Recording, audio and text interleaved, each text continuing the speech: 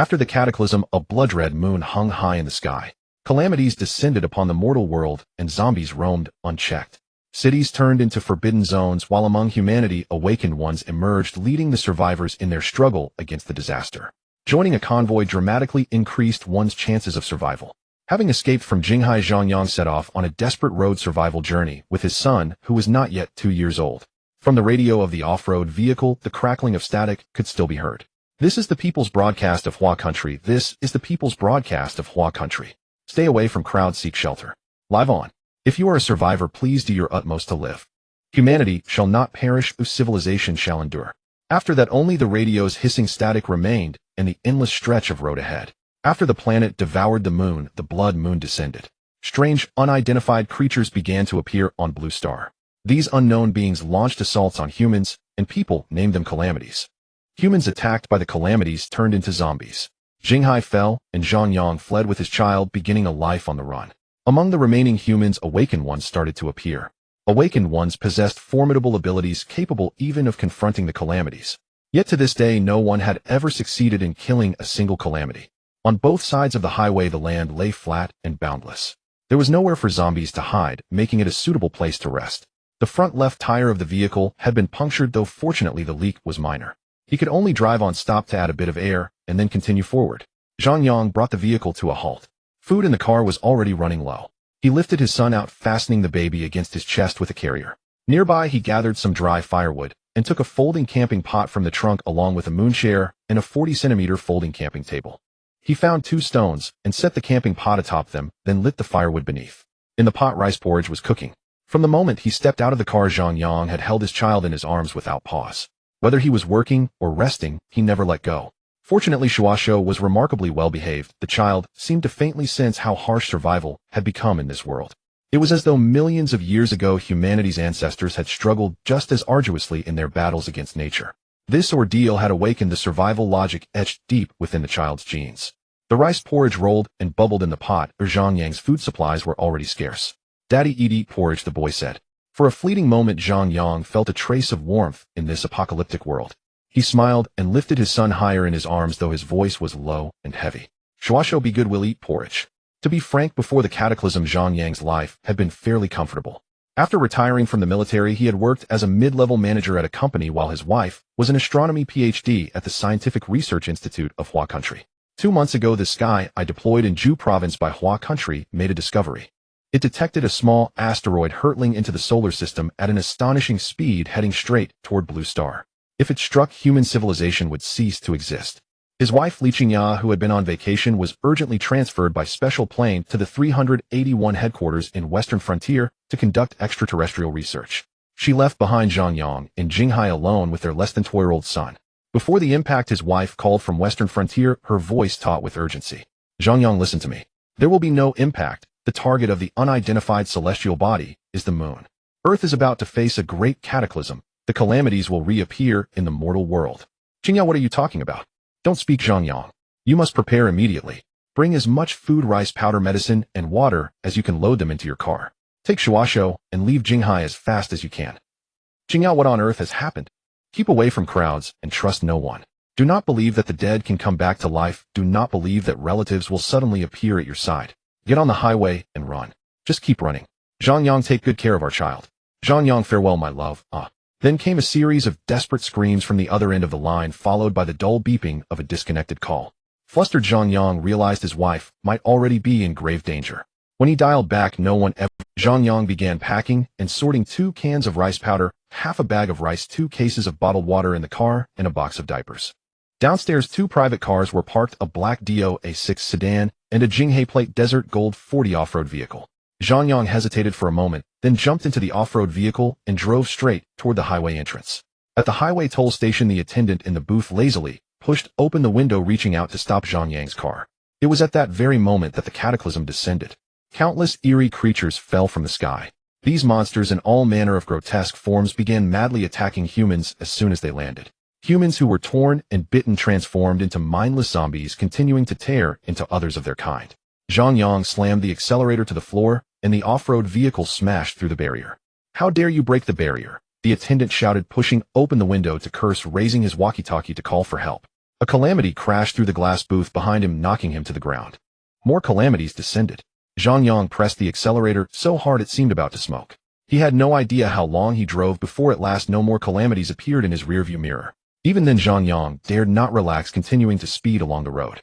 For the past few months he had lived in constant flight. Looking back now, it all felt strangely unreal, as if from another lifetime. The roar of a motorcycle engine approached from afar, pulling Zhang Yang out of his thoughts. An old Jialing 125 sped past him, and only then did Zhang Yang loosen his guard slightly. In the apocalypse, humans were often more terrifying than the calamities.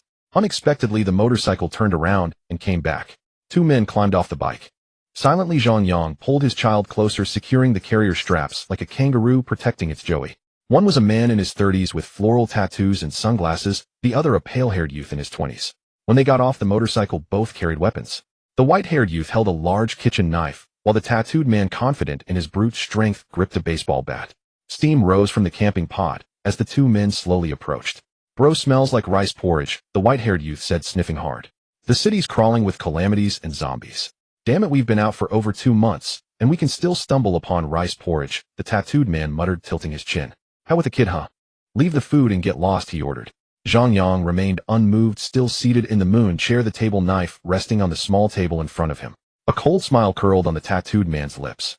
"You'd better not touch that little peeling knife, or I'll blow your brains out," he sneered, advancing slowly with the baseball bat in hand. The white-haired youth followed, gripping his knife. A lone man with a child, and a car no less. The tattooed man's lips curled higher. An off-road vehicle was far more comfortable than his motorcycle.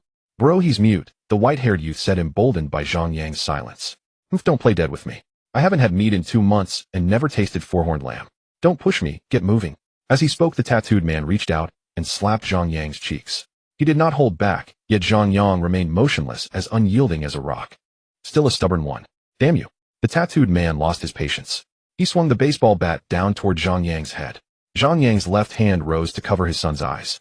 Zhang Yang merely bent forward a fraction, and no one saw how the table knife vanished from the tabletop.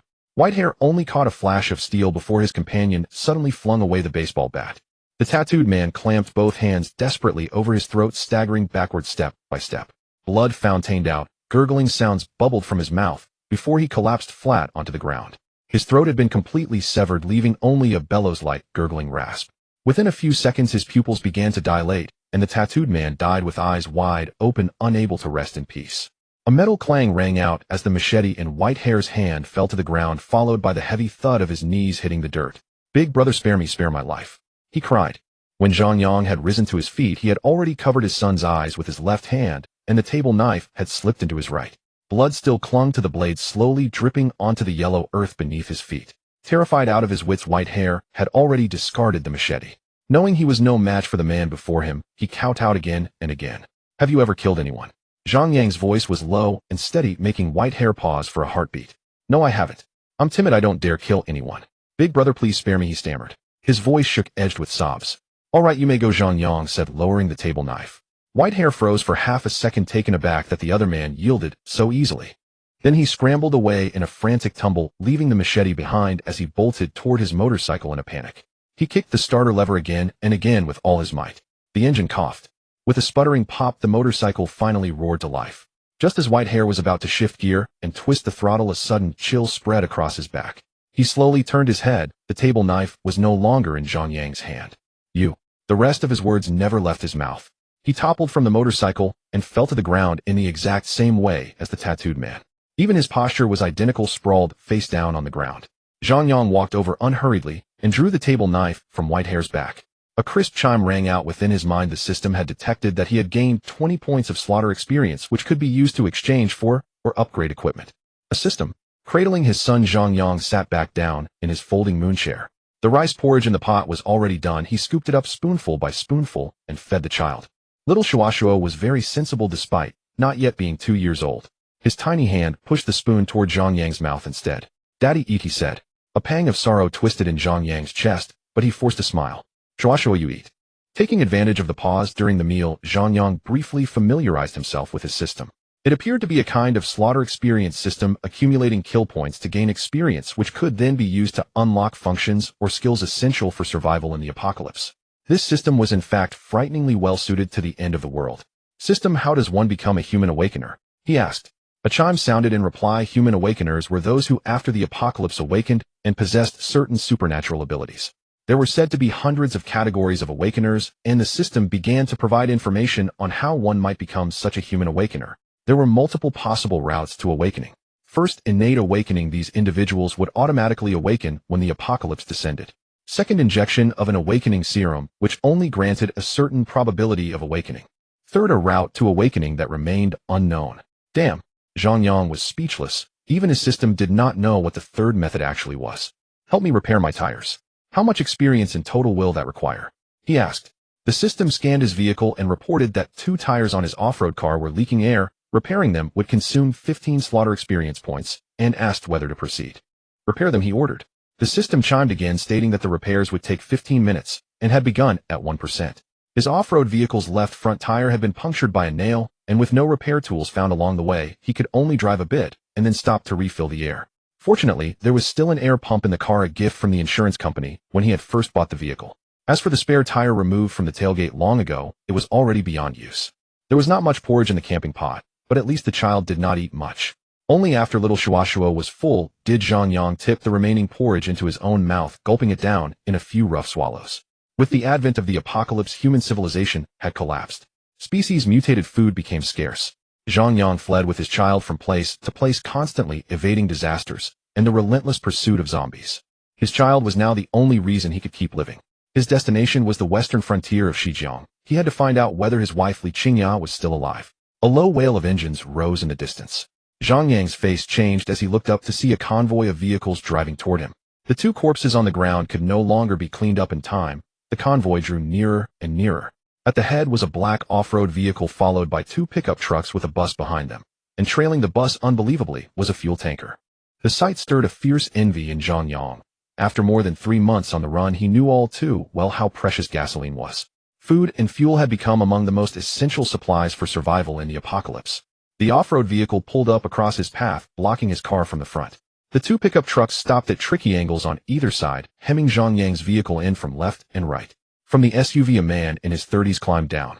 His clothes were neat, and the gold-rimmed glasses on his nose lent him a refined, scholarly air at odds with the grimy ash-gray world around them. From the 2 pickups, 2 men and 2 women climbed down. From the silver pickup stepped 2 young women, both tall and slender. One with her hair in a playful bun, the other with straight bangs and long black hair, cascading over her shoulders, her demeanor a touch aloof. From the white pickup emerged a bald, burly man, and another with a thick beard. You did this. Not bad, the man with the gold-rimmed glasses remarked after glancing at the corpses on the ground. He extended his hand. Hello, I'm Hu Bin. Zhang Yang slowly took a step back, watching him warily without lifting his own hand. Hu Bin did not seem the least bit embarrassed. He withdrew his hand and smiled. Interested in joining us? Our convoy can guarantee your safety. No need, but thank you, Zhang Yang finally replied. Hu Bin nodded, surprisingly dropping the matter without pressing further, and simply called his companions back into the vehicles. The bun-haired girl peered curiously at the child in Zhang Yang's arms, and gave Shuashuo a slight smile, her eyebrows arching like little crescent moons. Little Shuashuo eyed her warily, his face as expressionless as Zhang Yang's. Left without a response, the bun-haired girl could only shrug and climb into the pickup.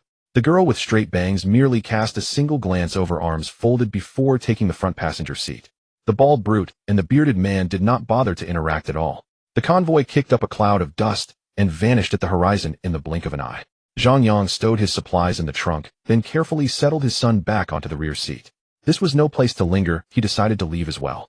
Over the past 2 months, he had encountered convoys before. Joining a group to huddle together for warmth generally offered a higher chance of survival than going it alone.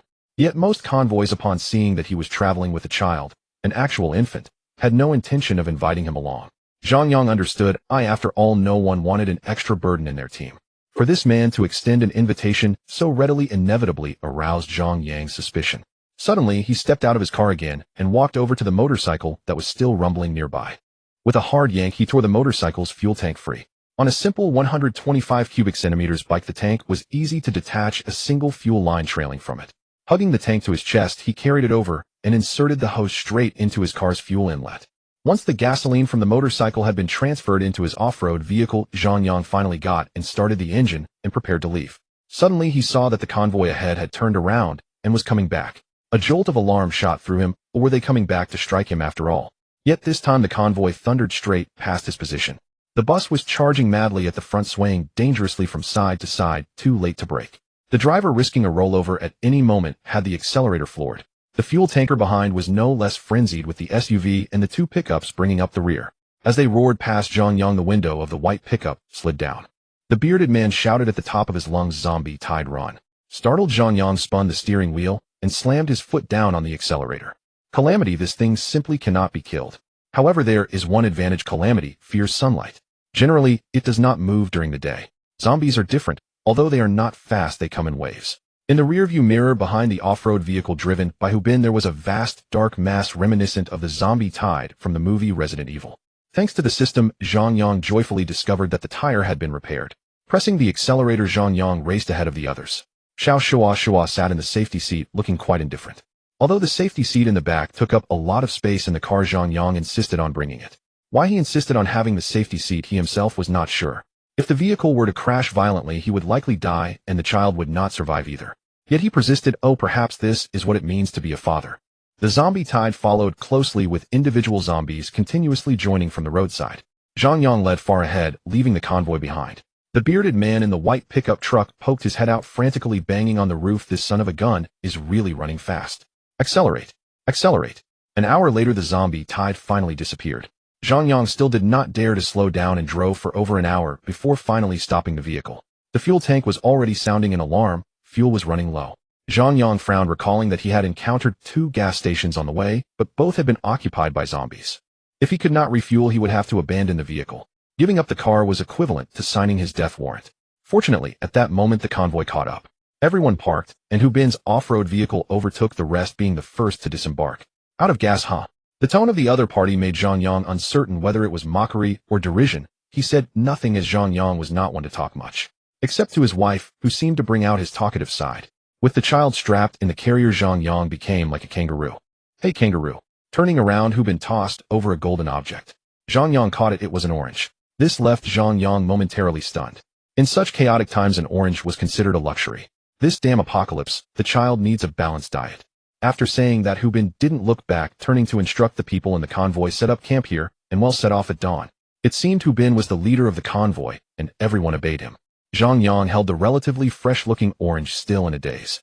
He had never met someone so generous since the beginning of the apocalypse. Too many instances of people fighting and even killing each other for food had already been witnessed on the road. In this food-scarce apocalypse, Zhang could not fathom how the other person had obtained this orange. But he still gave himself a moment as Zhang lowered his head. Carefully peeling the orange, a refreshing fragrance wafted out. You would never imagine how fragrant an orange could be in the apocalypse. Xiao Shua's eyes widened. Zhang felt another wave of sorrow. In this world, there was nothing worth his tears except for his son. Xiao Shua devoured the orange with great delight.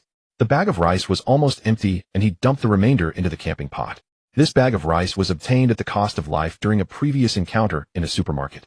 At that time, a calamity was right behind Zhang, if not for a hapless soul taking the fall. The one attacked by the calamity would have been him. Now, with no gasoline and food running out, perhaps this place would be his final resting place. Zhang was not afraid of death. There was nothing worth clinging to in this world. But his son should not have to endure such a life. He should live carefree, go to school, find a job, get married, and have children. The campfire was burning, and the people in the convoy kept a certain distance from Zhang. Zhang resembled a lone wolf drifting away from the crowd. To his surprise, the spare tire had also been repaired by the system. He hadn't expected that their convoy had so many people. There were actually over 30 individuals in the bus. There were men and women, old and young. Among the crowd, Hubin walked over again. Zhang had lost all hostility. The shadows and the campfire stretched long. Hubin sat down next to Zhang, hardly looking at him, as if speaking to himself. There's a village ahead, but it has been occupied by calamity and zombies. However, there is a supermarket with a chance. He finally turned to look at Zhang. So what do you say? Do you want to join us to gather supplies? Zhang no longer had any reason to refuse. He mechanically nodded. Hubin instinctively glanced at Xiao Shua. You can't take the child. He'll find someone to watch over him. You come with us to the supermarket. This proposal was originally quite good. Without the burden of the child, it would be more convenient to loot the supermarket. But Zhang refused outright. No. Hubin was evidently taken aback for a moment before shaking his head with a wry smile. Indeed, the law of the apocalypse, trust no one. After saying that, Hubin stood up and patted his shoulder. Welcome to our convoy. You don't have any objections this time, right? None. Good, I'll introduce you to them later. We'll move out tomorrow. My car is out of gas. There are no free lunches in the convoy, you'll have to trade something for gasoline. Oh, except for that orange. Saying this, he glanced at Xiao Shuashua. Hu Bin reached out wanting to pat Xiao Shuashua's cheek. Xiao Shuashua, showing no courtesy, turned his head aside, forcing Hu Bin to give up. Tomorrow half of what I gather will be yours. Hu Bin finally smiled. That's a very reasonable suggestion, but what if you die? The car will belong to you. Hu Bin's smile became even brighter. Alright, it's a deal. Xiao Shuashua nestled in Zhang Yang's embrace, the campfire casting flickering shadows on everyone's faces. Hu Bin clapped his hands. Let me introduce you all to Zhang Yang. Tomorrow he will accompany our convoy to gather supplies. From now on, he will be one of us. Zhang Yang nodded slightly, and the crowd clapped half-heartedly, their expressions remaining unchanged. After all, in chaotic times, lives are worth as little as grass. No one knows if they will survive until tomorrow. Zhang Yang was also a rather aloof person, not good at socializing. So he felt nothing special about it. Who will I team up with tomorrow? Suddenly someone stood up. Zhang Yang recognized him as the bearded man who had given him a reminder. Li Yong needs to stay back to protect the convoy, otherwise I might as well team up with myself. The bearded man continued. You can team up with Zhang Yang. Let me introduce you. Tian Wenhao, our convoy's Awakener Fire Element series. Tomorrow you will follow him.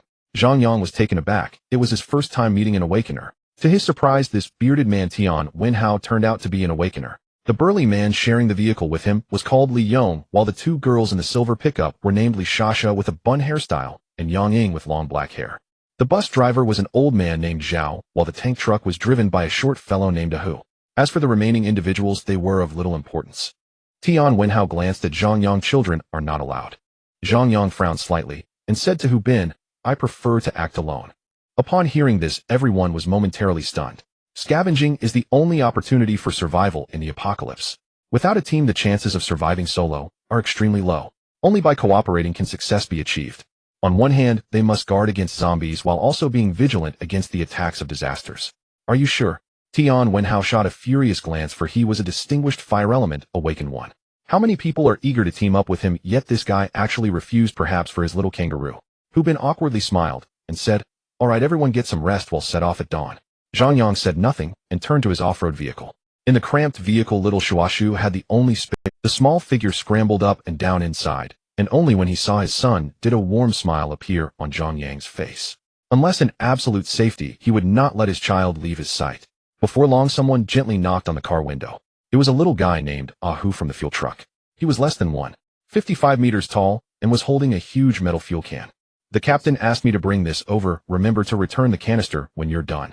Zhang Yang nodded and picked up the canister to refuel his off-road vehicle. The 30-liter canister only filled the tank 1/3 full. This was already quite good, allowing for at least 200 to 300 kilometers of travel. Back in the car, Zhang Yang took out a climbing pick from the trunk. Additionally, there was a large backpack. Forget about the disaster. Zhang Yang had witnessed a special police officer unleash a barrage against it. As a result, the disaster remained unscathed. No weapon could inflict substantial harm on it. As for zombies, their weakness lay in the brain. The climbing pick was most suitable for dealing with zombies. Little did he expect that the souvenir his wife had brought back from the western frontier would come in handy at this moment. He folded down the back seat and took out a sleeping bag. Dad, I need to pee. Zhang Yang opened the car door and carried his son out. A woman approached, swaying her alluring figure towards Zhang Yang. Zhang Yang vaguely remembered that this woman seemed to be from the bus. With over 30 people crammed into the bus, it was easy to imagine how uncomfortable it was. Before reaching him, the woman forced out a brilliant smile. Hello, my name is Chi Cici. What do you want? Zhang Yang's tone was icy. The other party was taken aback. Chi Cici considered herself to be somewhat attractive. Countless people on the bus had shown her kindness. It was this facade that allowed her to survive in the apocalypse until now. I can help you take care of your child. Her voice was soft, head lowered in a pitiful posture. While speaking, she occasionally raised her eyes to look at him, appearing bashful. Chi Cici understood how to manipulate men, and few had ever turned her down. However, this time she miscalculated. No need. Zhang Yang did not even say a word of thanks. Chi Cici's expression changed. She bit her lip, trying hard to maintain an innocent look. I can cook, and I can comfort children. Bang! Zhang Yang shut the car door. Chi Cici stomped her foot in anger and turned back to the bus. Sitting back in the crowded bus, the air was mixed with the smell of sweat, foot odor, and various unknown scents. Chi Cici looked at Zhang Yang's off-road vehicle with a gaze full of resentment. The next day, as dawn broke, Hu Bin began calling everyone to prepare for departure. Each to their own destiny. Whether we can return depends on fate. Take care of yourselves and those around you. Let's set off. Those who could survive in the convoy were not just loafers. If one wanted to live, effort was required. Hu Bin mentioned that the village was nearby, just a 30-minute drive. Upon reaching the destination, Zhang Yang found that this was less of a village and more like a town. Next to the national highway was a straight asphalt road with rows of single-family villas on either side. An expensive stone archway stood at the entrance. Welcome to Jiangbai's #1 village, Donyuan Village. Zhang Yang had heard of this village as it was incredibly wealthy. The convoy continued to stay on the national road, and everyone could only get out and walk into the village. Why couldn't they drive in?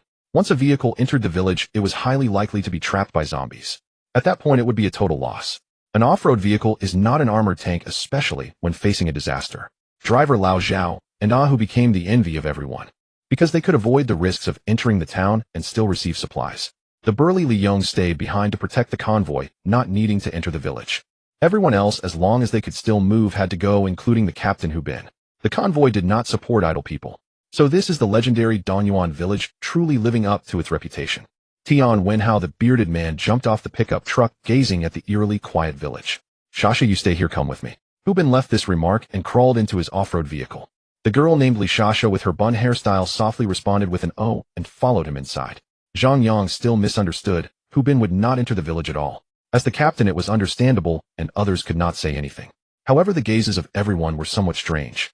Although Zhang Yang did not team up with Tian Wenhao, the latter still approached. The captain is the guide, the eyes of the convoy. He cannot take risks.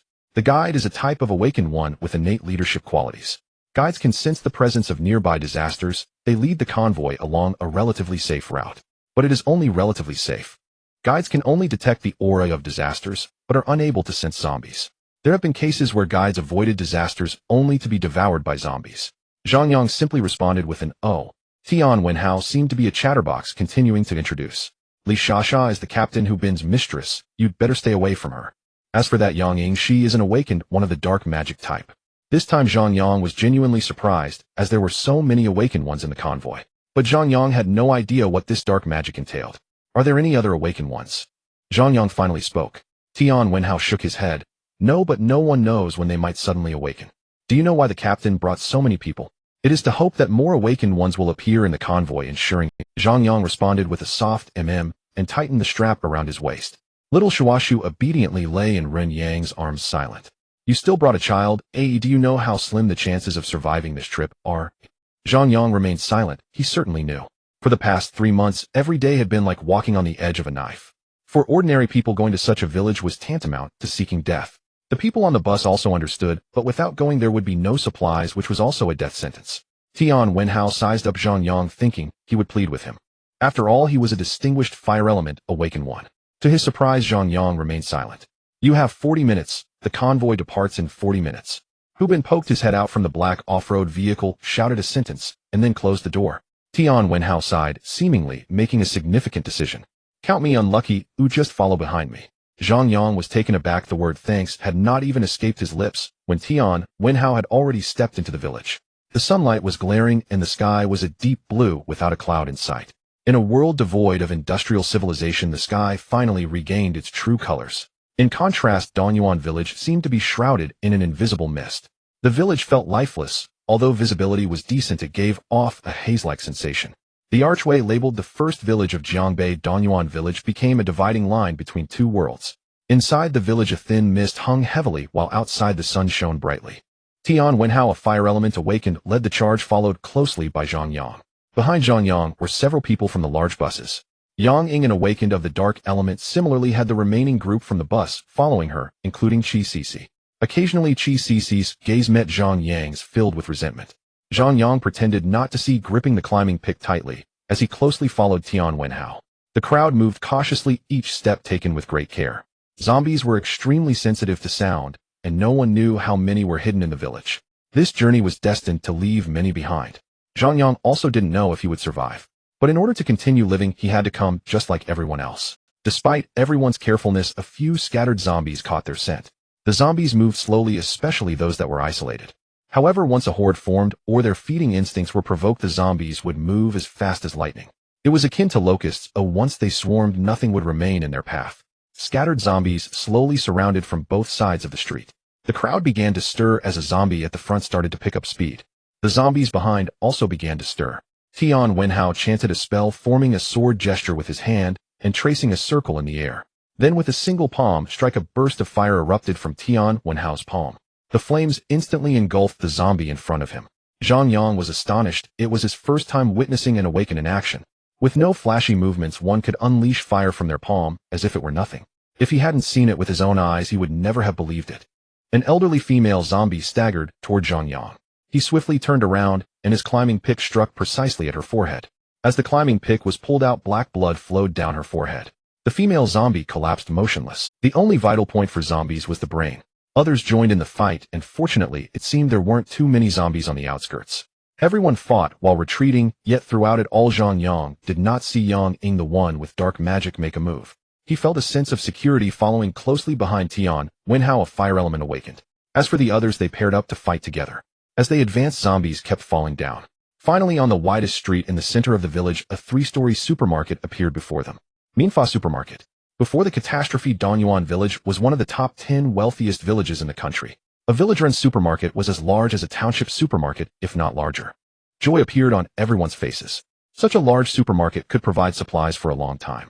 However, when they reached the supermarket entrance, they soon found it hard to smile. Inside the supermarket, there were disasters. Disasters could take on various biological forms, unpredictable and chaotic. A large-headed doll with a head as big as a yoga ball. It was hard to imagine how such a small body could support such a large head. There were 2 such large-headed dolls visible in the supermarket. They were just different in color, one red and the other. In addition to the 2 large-headed dolls, there was also a lizard man. The lizard man was enormous, almost 3 meters long and over 2 meters tall. Occasionally flicking its tongue, it moved back and forth inside the supermarket. Where there were disasters, there would be no zombies. It seemed zombies had an instinctive fear of disasters. Thus, the only visible disasters in the supermarket were these 3. The shelves were filled with a dazzling array of products, making onlookers stare wide-eyed. Although the vegetables and fruits on the shelves had rotted, the rice flour and cooking oil were still intact. Supplies were one of the conditions for survival despite the presence of disasters. Everyone had to brace themselves to charge in. At this moment, Tian Wenhao and Yang Ying, as awakened, became the hope of the crowd. Everyone hid behind these 2, and Tian Wenhao and Yang Ying exchanged a glance. Neither seemed inclined to enter the supermarket first. The sunlight outside shielded them from the disasters. Once they entered the supermarket without the threat of sunlight, the disasters would pounce without hesitation. "Time is limited, hurry up," came the voice of Captain Hu Bin from the walkie-talkie. Yet within that voice, there was an indescribable groan. Some recognized that it was Li Shasa's voice. "Damn it, dog Captain.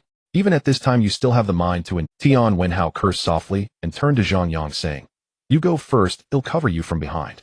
Zhang Yang now understood why this guy had wanted him to team up. He shook his head in refusal. The first person to enter the supermarket would undoubtedly be the first to face the disasters. For ordinary people, disasters meant the arrival of death. As Yang Ying turned around, a look of sheer terror suddenly appeared on the faces of the people behind her. They involuntarily stepped back, seemingly in great fear of this woman. During the rest period at the camp, Zhang Yang had noticed that those in the bus feared Yang Ying like a venomous snake. Yang Ying's eyes suddenly turned icy. Someone tried to escape, but an intangible black mist erupted from Yang Ying's mouth and nose. This concentrated black mist enveloped a Mediterranean man in front of her. In the next second, Yang Ying casually waved her hand. The Mediterranean man, wrapped in black mist, was violently thrown out. Bang! The sound of shattering glass echoed as he crashed through the supermarket's entrance. Inside, the disaster paused for a moment, then the red-headed doll at the front wobbled and lunged at the man. Accompanied by the man's screams, the red-headed doll knocked him to the ground. The lizard man only watched silently, unfazed, until Yang Ying wrapped another person in black mist and threw them into the supermarket. The lizard man sprang forward in a leap, its long tongue coiling, swallowing the person whole. Tian Wenhao looked at Zhang Yang with a complex expression. Zhang Yang's eyes revealed immense fear as he gripped the climbing pick tightly, his muscles tense and a wary expression on his face. The climbing pick felt no more than a toy in front of an awakened. As long as Tian Wenhao made a move, he could just as easily throw Zhang Yang into the supermarket to feed the disasters. The remaining blue-headed doll's eyes sparkled, seemingly waiting for food to arrive. After the disaster attacked humanity, it did not consume them. Instead, it drained their blood. Those whose blood is completely drained would turn into zombies. Clearly, these 2 awakened individuals first threw ordinary people into the fray to block the disaster. Taking advantage of the distraction caused by the disaster's blood-sucking, they seized the opportunity to gather supplies. Even awakened individuals cannot kill a disaster creature. The chances of ordinary people surviving in the apocalypse are nearly zero, a truth Zhang Yang has deeply experienced over the past 3 months. If he hadn't had an off-road vehicle, he wouldn't have made it this far. To survive, ordinary people must join a convoy. However, the convoy is also a world where the weak are preyed upon by the strong. Without the constraints of law and morality, the darkness within humanity can easily be triggered. The moral code of a convoy largely depends on the moral standards of its leader, the awakened individual leading the way. In Hubin's convoy, an unwritten rule had formed subtly. You can join the convoy, but the prerequisite is that you must be prepared to be cannon fodder. Now Zhang Yang understands why he, with a child in tow, was also invited. In the eyes of Hu Bin and others, he is merely cannon fodder. As a fire-type awakened individual, Tian Wenhao only needs to wave his hand lightly to throw Zhang Yang into the supermarket to divert the disaster. However, Tian Wenhao did not move, which infuriated Yang Ying. Yet she remained silent as a dark aura coiled toward Zhang Yang. Since you, Tian Wenhao, refused to act, then let me be the villain. Yang Ying had many others behind her, yet she deliberately chose Zhang Yang. Zhang Yang could even see the smile curling up at the corner of her mouth. Once the act of killing becomes a habit, human life becomes as insignificant as grass. The dark aura tightly enveloped him, leaving Zhang Yang utterly unable to move. Accepting his fate, he had already prepared himself for death. Regrettably, he cast a glance at his son. I'm sorry, my child. Your father is powerless and cannot protect you. With a whoosh, a fierce flame erupted from Tian Wenhao's palm. Zhang Yang felt a wave of intense heat rushing toward him, and then he saw Yang Ying's face turn pale as she staggered back. The dark aura that had been wrapped around him vanished. Tian Wenhao had saved him. Tian Wenhao, are you crazy? Yang Ying shouted in anger, her eyes revealing a murderous intent. He is my teammate, and you have no right to act against him, Tian Wenhao said coldly. The disaster within the supermarket was busy sucking blood except for that blue plush doll, which curiously observed everything outside the window. Perhaps in the eyes of the disaster, it could not comprehend the actions of the human world. We only have 3 minutes. If it weren't for being fellow awakened ones, Yang Ying would have acted long ago. Tian Wenhao remained sullen, saying nothing, but he seemed inadvertently to be blocking Zhang Yang. The disaster only spends 3 minutes draining blood. Once the time is up, it will attack the next target. Time waits for no one, and Yang Ying ultimately turned around. The ordinary people behind them trembled in fear, wanting to flee, but too afraid to do so. Everyone was desperately pushing backward, and one person was shoved out by others. Zhang Yang was taken aback. He recognized her as the woman named Qi Cici. Qi Cici had once pleaded with him to let her on his off-road vehicle, but he had refused. Qi Cici's pupils widened, her body trembling uncontrollably. She wore a look of disbelief, unable to accept that she was pushed out by a group of men behind her. On the bus, these scoundrels had been overly flattering towards her, each one with flowery words offering her food and water. Qi Cici had once felt very proud, thinking her beauty would allow her to live comfortably in the convoy. Only with Zhang Yang did she hit a wall. Little did she know that in this life-and-death moment, she had overestimated herself. Those men who had flattered her daily were the first to shove her out. Her fear of Yang Ying turned into anger towards the people around her. Zhang Cheng Wang Xiao Xiao Li Yi, I will not let you go even if I become a ghost. She screamed hoarsely, and those people huddled together, retreating continuously. Among them was a yellow-haired guy named Wang Xiaoxiao, who was the first to push Qi Cici out. Yang Ying wore a cruel smirk at the corner of her mouth, seemingly enjoying this sensation. Watching these pitiful humans slaughter each other. The dark aura spewed from her mouth and nose, again swirling into tendrils. This dark energy shot straight toward Qi Cici. Qi Cici wore a grim smile, having also prepared herself for death. The world is so dark, what is there to cling to? Just as the dark energy was about to touch Qi Cici, it suddenly changed direction. The dark energy suddenly wrapped around Qi Cici, and then it latched onto the yellow-haired Wang Xiaoxiao. The transformation was instantaneous, catching everyone off guard. Even Wang Xiaoxiao himself was momentarily stunned before letting out a scream akin to a slaughtered pig. Help! Let go of me! In the next moment, Wang Xiaoxiao was thrown into the supermarket. The insatiable blue doll had long been unable to hold back, stamping its feet as it saw Wang Xiaoxiao flying over. The blue-headed doll jumped from midair and pounced on him. The screams continued as Wang Xiaoxiao's throat was bitten open. The blue doll greedily sucked up the blood. Quick, everyone, hurry up! Someone shouted, and everyone rushed into the supermarket like a swarm. 3 minutes of time due to Tian Wenhao's delay now only had a little over 2 minutes left. You need to gather as many supplies as possible in these 2 minutes. Zhang Yang was not willing to fall behind and followed suit into the supermarket. However, when everyone rushed and they were all stunned. Inside the supermarket, there were actually 3 big head dolls. One of the green head dolls was hiding in a corner of the shelves, unnoticed by everyone. As everyone rushed in without a care, they found that the entrance had already been blocked by the green head doll. Everyone, do not move! Someone shouted. Zhang Yang looked up and saw a student-like boy from the bus. Everyone stood frozen in place, not daring to move. Little Shua Shaw, in Zhang Yang's arms, also hid his head in his embrace. Even the awakened ones, Tian Wenhao and Yang Ying, were the same. The green-head doll shook its head like a pendulum, making a chirping sound. Hee little moon floats hiding behind a cloud. The green-head doll sang a nursery rhyme mechanically, and one unfortunate soul, unable to withstand the pressure, screamed and dashed toward the entrance. The green-head doll flashed and tackled that person to the ground. The remaining people were stunned for half a second, and Zhang Yang sprinted toward the grain and oil section. He stuffed 2 bags of rice into his backpack, not collecting more. Collecting too much weight would also affect your speed. He wanted to dash to the milk powder section, but unfortunately it was at the very back of the supermarket. Fortunately, his son had long been accustomed to solid food, so Zhang Yang ultimately gave up on that idea. He collected 2 bags of salt, a pack of mineral water, and a jug of peanut oil. The items Zhang Yang collected were almost all overweight. He could manage, but needed to ensure his child had good food. Are you looking for death? Carrying so much heavy stuff, throw away the peanut oil. Tian Wenhao reminded him.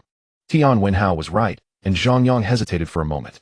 Yet he still stuffed the peanut oil into his backpack, resolutely ignoring the advice given. Everyone was busy hoarding supplies, too preoccupied to pay attention. Tian Wenhao merely glanced over, continuing to rummage through the shelves. Time passed second by second. This is mine, I got it first. Give it to me, let go.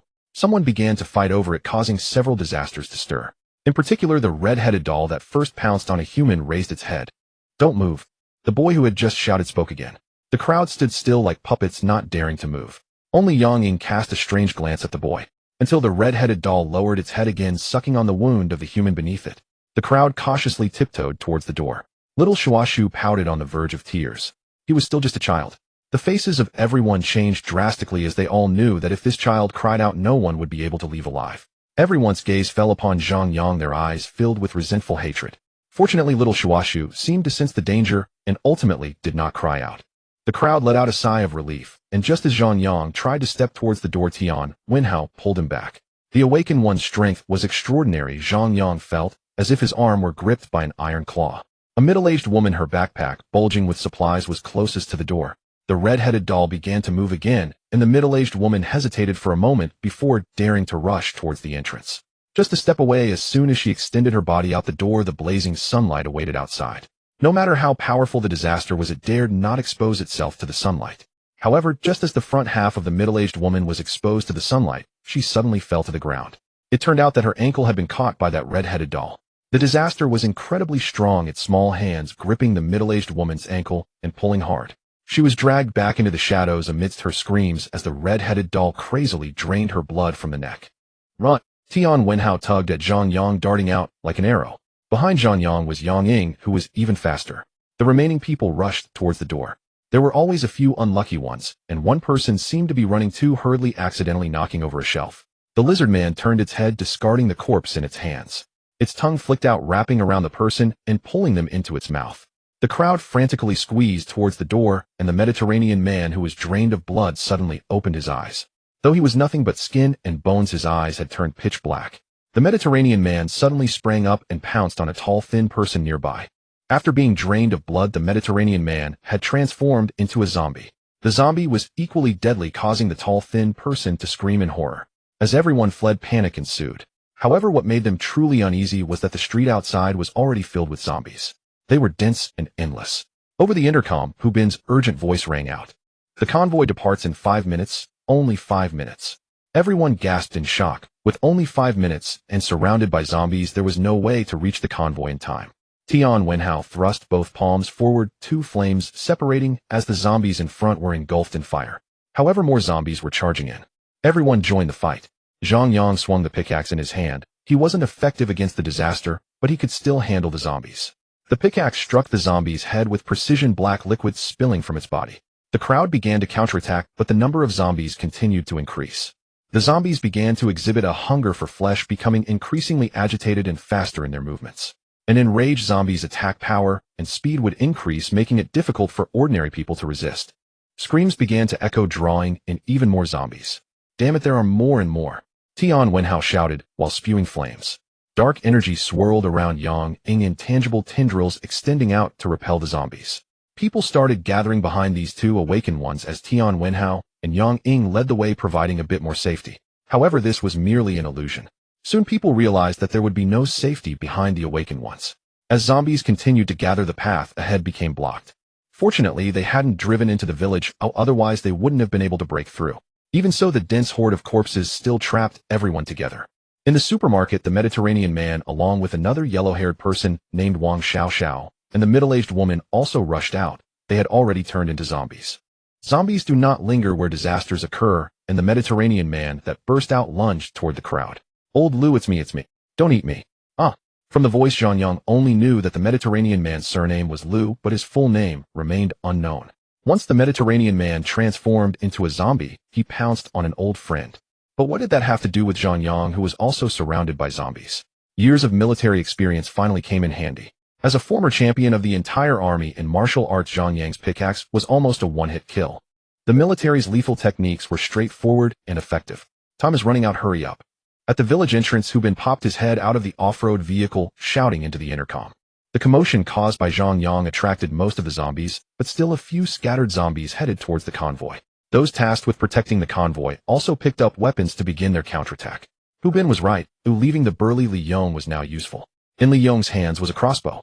The crossbow was much more effective than Zhang Yang's pickaxe, though it had a clear drawback: the arrows were limited.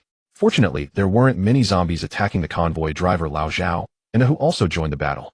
Yet Hu Bin remained in his off-road vehicle, not getting out.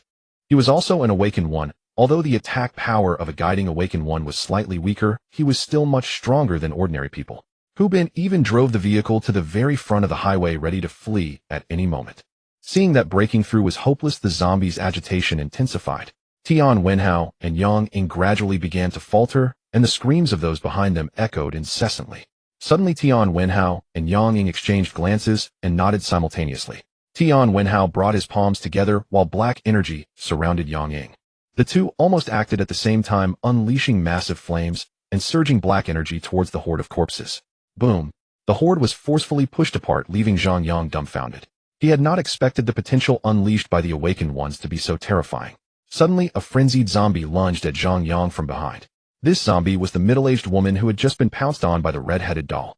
She bared her yellowed teeth and lunged for the back of Zhang Yang's neck. Zhang Yang executed a shoulder throw, the zombie snapping its jaws at empty air. The next moment, the climbing pickaxe crashed down into the zombie's skull. Impressive skill. Tian Wenhao couldn't help but exclaim, and even Yang Ying, who passed by, swiftly cast him an approving glance. Zhang Yang, however, had no time to consider this. Upon seeing that his son was unharmed, he desperately followed Tian Wenhao to escape. The remaining survivors who could move were running for their lives. The wind howled in his ears, and Zhang Yang felt as if his lungs were about to explode from running. Even with the heavy backpack on his back and his son in his arms, his speed did not falter. Those who lagged behind were quickly swallowed by the tide of zombies. Thankfully, these individuals attracted the attention of the horde, allowing those who escaped to shake off the zombies behind them. The archway of Donyuan village, the first village in Jiangbei, was now in sight. The survivors' faces lit up with expressions of surprise and joy. However, Zhang Yang's speed was noticeably slowing. His stamina was severely depleted. Suddenly, at a villa on the left side of the village entrance, a beautiful woman stood at the open door. Zhang Yang's body trembled, and he came to a halt, fixating on the woman inside the villa. The woman was dressed in white, her face adorned with a gentle smile, utterly captivating. She looked at Zhang Yang with a flower-like smile and waved at him. "Mommy, mommy." The little Shuashuo in Zhang Yang's arms struggled. It was indeed his wife, Li Qingya. How could she be here? With his wife still alive, Zhang Yang felt a surge of blood rush through him. Countless nights spent dreaming and yearning, he had never stopped worrying about his wife in the distant west. Zhang Yang had thought his wife was lost forever, yet he never gave up hope. As long as he could survive, he would go to see her alive, dead, or alive, he would do anything to find his wife. Little did he expect to encounter her here. "Qingya, is that you?" The voice that emerged from his throat was hoarse, and the hand he extended trembled slightly. The remaining survivors all turned their heads, and the woman, named Qi Sisi, couldn't help but stop in her tracks. She saw the tenderness and affection on Zhang Yang's face. What kind of feelings could make this cold-blooded man so infatuated? What kind of person was his wife? "Zhang Yang, I'm here, I've been waiting for you." Mommy, mommy, hug, mommy, hug. The little Shuashuo in his arms opened his arms wide. "Qingya, it really is you, you're alive." Zhang Yang was overwhelmed with joy, running towards the villa. Suddenly, a figure flashed before him. Tian Wenhao stood in front of Zhang Yang, pushing him away. "Zhang Yang, are you trying to get yourself killed?" Zhang Yang was startled, looking back at the villa. Li Qingya inside still had a gentle demeanor, but she stood in the shadow of the doorway. Zhang Yang felt the hair on the back of his neck stand on end. Disaster. Do not believe that the dead can come back to life. Do not believe that your loved ones will suddenly appear beside you. His wife's urgent warnings over the phone echoed in his ears. That is a disaster, it is tempting you. Tian Wenhao, noticing Zhang Yang's expression, could only sigh helplessly. Zhang Yang's chest felt like it had been struck hard. He knew very well that she was a disaster. Yet at that moment he still wanted to see his wife. Even knowing it was fake, his wife's visage and smile floated before his eyes. Little Shuashuo cried out, wanting to find his mother. Zhang Yang gritted his teeth and abruptly turned to run towards his SUV. All that the onlookers saw was little Shushuo's heart-wrenching cries and the deep bite marks on Zhang Yang's cheek. The sunlight seemed to separate Donyuan village from the outside world. Inside Donyuan village, the sunlight was dim, surrounded by a chilling atmosphere and thick fog. Stepping out of the village's archway, the sun shone brightly, a gentle breeze caressed his face, and the sky was a deep blue. Everyone had gathered a fair amount of supplies, yet no one wore a smile. The large bus carrying over 30 people instantly felt empty. Only 17 people emerged from the bus. This meant half of them remained in Donyuan village, having turned into zombies. Little Shuashuo was still in the car, desperately banging on the window. The young child did not understand why his father would abandon his mother. Shuashuo, that is not mommy, that is a disaster. It is mommy, I want to find mommy. After an unknown duration of driving, the black SUV finally came to a stop by the roadside. The convoy followed suit and came to a halt. This time Li Shasha did not ride with Yang Ying, but stayed in Hu Bin's vehicle. Li Shasha was the first to get out, holding a loudspeaker. According to the convoy rules, everyone must hand over their collected supplies. The loudspeaker's voice was jarring, prompting those on the bus to disembark. Everyone carried their own backpacks. Inside were the supplies they had gathered. Zhang Yang was puzzled as the truck driver, Ahu, approached and knocked on the window. According to the convoy rules, all collected supplies must be counted on the spot. The leader will take half of each person's supplies. Zhang Yang showed no sign of surprise. He had already agreed to give Hu Bin half of his supplies before entering the village. Zhang Yang said nothing, merely nodding. Exhausted from crying, little Shuashuo finally fell into a deep sleep in the car. Zhang Yang instinctively reached out to hold his son. Since the apocalypse began, Zhang Yang had been like a kangaroo mother, never allowing his son to stray more than 2 meters away from him. But now he hesitated for a moment, ultimately deciding not to disturb his sleeping son. He shouldered the backpack filled with supplies and gently closed the car door. With so many people in the convoy, it should be safe. The child was tired from crying. It was time for him to sleep a bit. Everyone brought out their gathered supplies, and Li Shasha counted them one by one. Half of the collected supplies belonged to the convoy. Though it was called a convoy, in reality, it was under the personal control of the leader. Since they relied on the convoy for protection, no one objected. Li Shasha was responsible for collecting supplies, distributing them to each person in turn. Zhang Yang had 2 bags of rice taken away, half of which was gone. Bottled water, salt, biscuits, and other food items were the same. But for cooking oil, Zhang Yang only had 1 can. That posed no problem for Li Shasha. She fetched an empty bottle and poured half of the cooking oil into it. According to the convoy rules, no one is cheated, young or old. Zhang Yang simply replied with an to indicate his agreement. The only exception in the convoy was Tian Wenhao and Yang Ying. Their supplies did not need to be handed over for distribution. After all, they were awakeners, which was a privilege for them. Once the supplies were distributed, Li Shasha called over a few people to help transfer the redistributed supplies back to the vehicles. Zhang Yang also stood up, holding the backpack in his hand. With half of the supplies taken away, the backpack suddenly felt much lighter. As he approached his SUV, Zhang Yang froze. His pupils dilated and the hair on his scalp prickled. He clearly remembered that the doors were closed when he left. Now the rear right door was ajar. He lunged forward and opened the door, only to find the back seat empty. His son was nowhere to be seen. Zhang Yang was stunned for half a second, feeling as if the world was spinning around him. A voice in his heart was frantically shouting, "Where is my son? Where is my son?" A tremendous sense of powerlessness enveloped him. He had been so cautious, never daring to let his child out of his sight for even a moment. But soon he calmed down. With a loud bang, Zhang Yang shut the car door. As if nothing had happened, he surveyed his surroundings. If it were someone else, they would have been screaming. Yet Zhang Yang remained silent, as if nothing had occurred. The people in the convoy all believed his child was still asleep. No one noticed Zhang Yang's hand gripping the car door tightly, his nails digging into his flesh. The knuckles of his hand were turning white from exertion, and his slightly trembling back was already soaked with cold sweat. The child shouldn't have gone missing so soon. The surroundings were flat, and there were no zombies in sight. Someone must have stealthily taken him when he wasn't paying attention. Once a person calms down, clarity of thought comes. Zhang Yang walked through the crowd. Yelling and screaming would solve nothing, only exposing one's weaknesses. His gaze scanned every face. Everyone was busy with their own matters. Zhang Yang's eagle-like eyes swept over the crowd, unwilling to miss any detail. Finally, Zhang Yang's gaze fixed on the black SUV. Indeed, at the time of the transaction, only the captain. Zhang Yang walked over slowly. Tian Wenhao had come down from the pickup truck at some point, watching quietly. Indeed, it was Captain Hu Bin who took the child away. Tian Wenhao had seen it. But he said nothing, wanting to observe Zhang Yang's reaction. He had expected Zhang Yang to go crazy to be hysterical, but Zhang Yang remained surprisingly calm. This astounded Tian Wenhao, and he grew increasingly interested in Zhang Yang. Zhang Yang was precisely the person he was looking for. Sure enough, the door of the black SUV opened. Li Shasha stepped out of the driver's seat with a cold expression. Following her, Hu Bin got out carrying Shuashuo. "Give me back my son." He spoke slowly, each word icy to the bone. Hu Bin seemed puzzled by this guy's calmness, but he completely ignored it, treating him as just an ordinary person. He still held an orange in his hand, teasing little Shuashuo. "This is my convoy. The convoy has its own rules." He said this without looking at Zhang Yang, as if addressing someone else. "Give me back the child." The other party had touched his bottom line, and Zhang Yang's tone was anything but polite. Only then did Hu Bin show some interest in conversing. He lifted his head to look at Zhang Yang. "Once you join my convoy, your people become the convoy's property. I want that SUV." Hu Bin gestured towards Zhang Yang's vehicle. Everything seemed so natural. It seemed that this SUV had always belonged to him. "Give me the child, and he'll leave the convoy." If it weren't for the child being in the other party's hands, Zhang Yang would have lunged at him. A cruel smile played at the corners of Hu Bin's mouth. "Leave? That's fine, but leave the car." Their gazes locked a standoff. This time there was a murderous intent on Hu Bin's face. The people around were frightened and retreated. Those with sense quickly ducked into the bus. In the face of the awakened one's forces, ordinary people were like ants.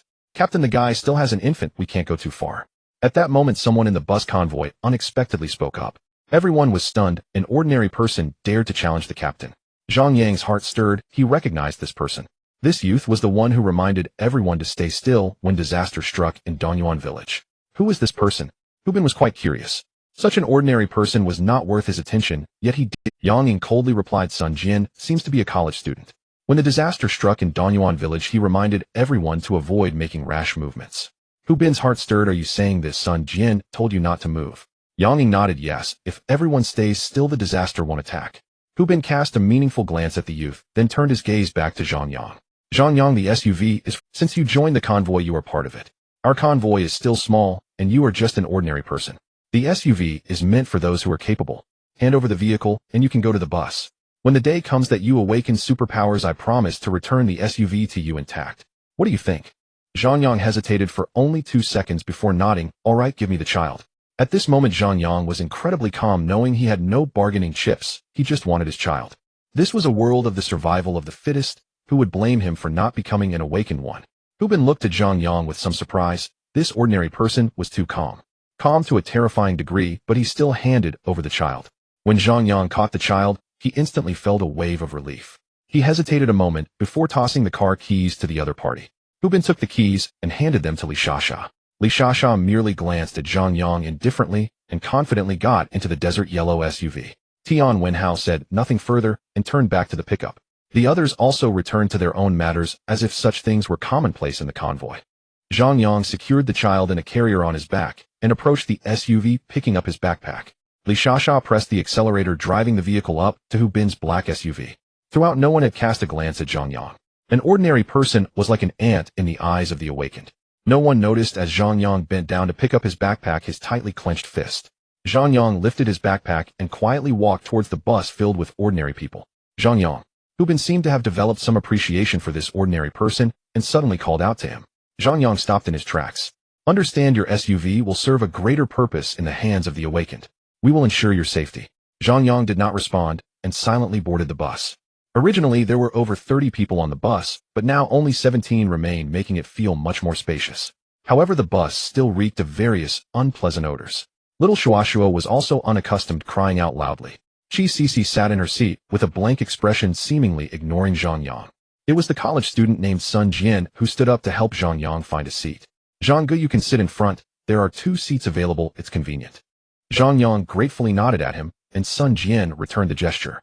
"Perhaps the captain is also right. Let's understand each other. After all, we are just ordinary people." Sun Jian seemed quite talkative, continuing to introduce Zhang Yang. "The guy in the front row, Tong, is the captain's cousin. Isn't he also sitting on the bus like us?" Zhang Yang noticed a thin man with triangular eyes sitting in the passenger seat of the driver, picking his teeth with a toothpick. "What's with the kid? Crying and whining, isn't it annoying?" The other party glanced at Zhang Yang, his gaze filled with disdain and contempt. "What if a child cries and attracts zombies?" Someone echoed. "Who says otherwise? I detest children." Discontent began to spread within the convoy. The world of the survival of the fittest is so cruel. Just like that captain, who didn't care about this matter at all. What qualifications did an ordinary person have to negotiate with him? A stolen SUV is just that. Oh, without a convoy you will eventually meet your demise. Zhang Yang should be grateful at least there was a bus. To the captain, these ordinary people were merely expendable resources. It was just Zhang Yang's calm demeanor that surprised Bin. But it was merely a surprise. As for the fire-type awakened Tian Wenhao, he had no close ties with Zhang Yang. In the face of disaster, Zhang Yang also believed that Tian Wenhao would not hesitate to throw him out. To gain respect, one must be sufficiently powerful. The people in the convoy feared the awakened more than they resented them simply because they were not strong enough. The ordinary people in the convoy were all hoping for the day they would awaken and throw others to the disaster. The overall moral standard of a convoy depended on the personal qualities of the captain. However, there are no principles regarding the awakened. It seems like a completely random event. Whether an ordinary person can awaken depends on luck. As for the awakened potions, don't even think about it. There are no channels. Even if one obtains the potion, there is a 50% chance of failure. With the driver Old Zhao, there were only 18 people left on the bus. Old Zhao was in his 50s and not very talkative. Zheng Tong, the one in the passenger seat, was said to be the cousin of Captain Bin.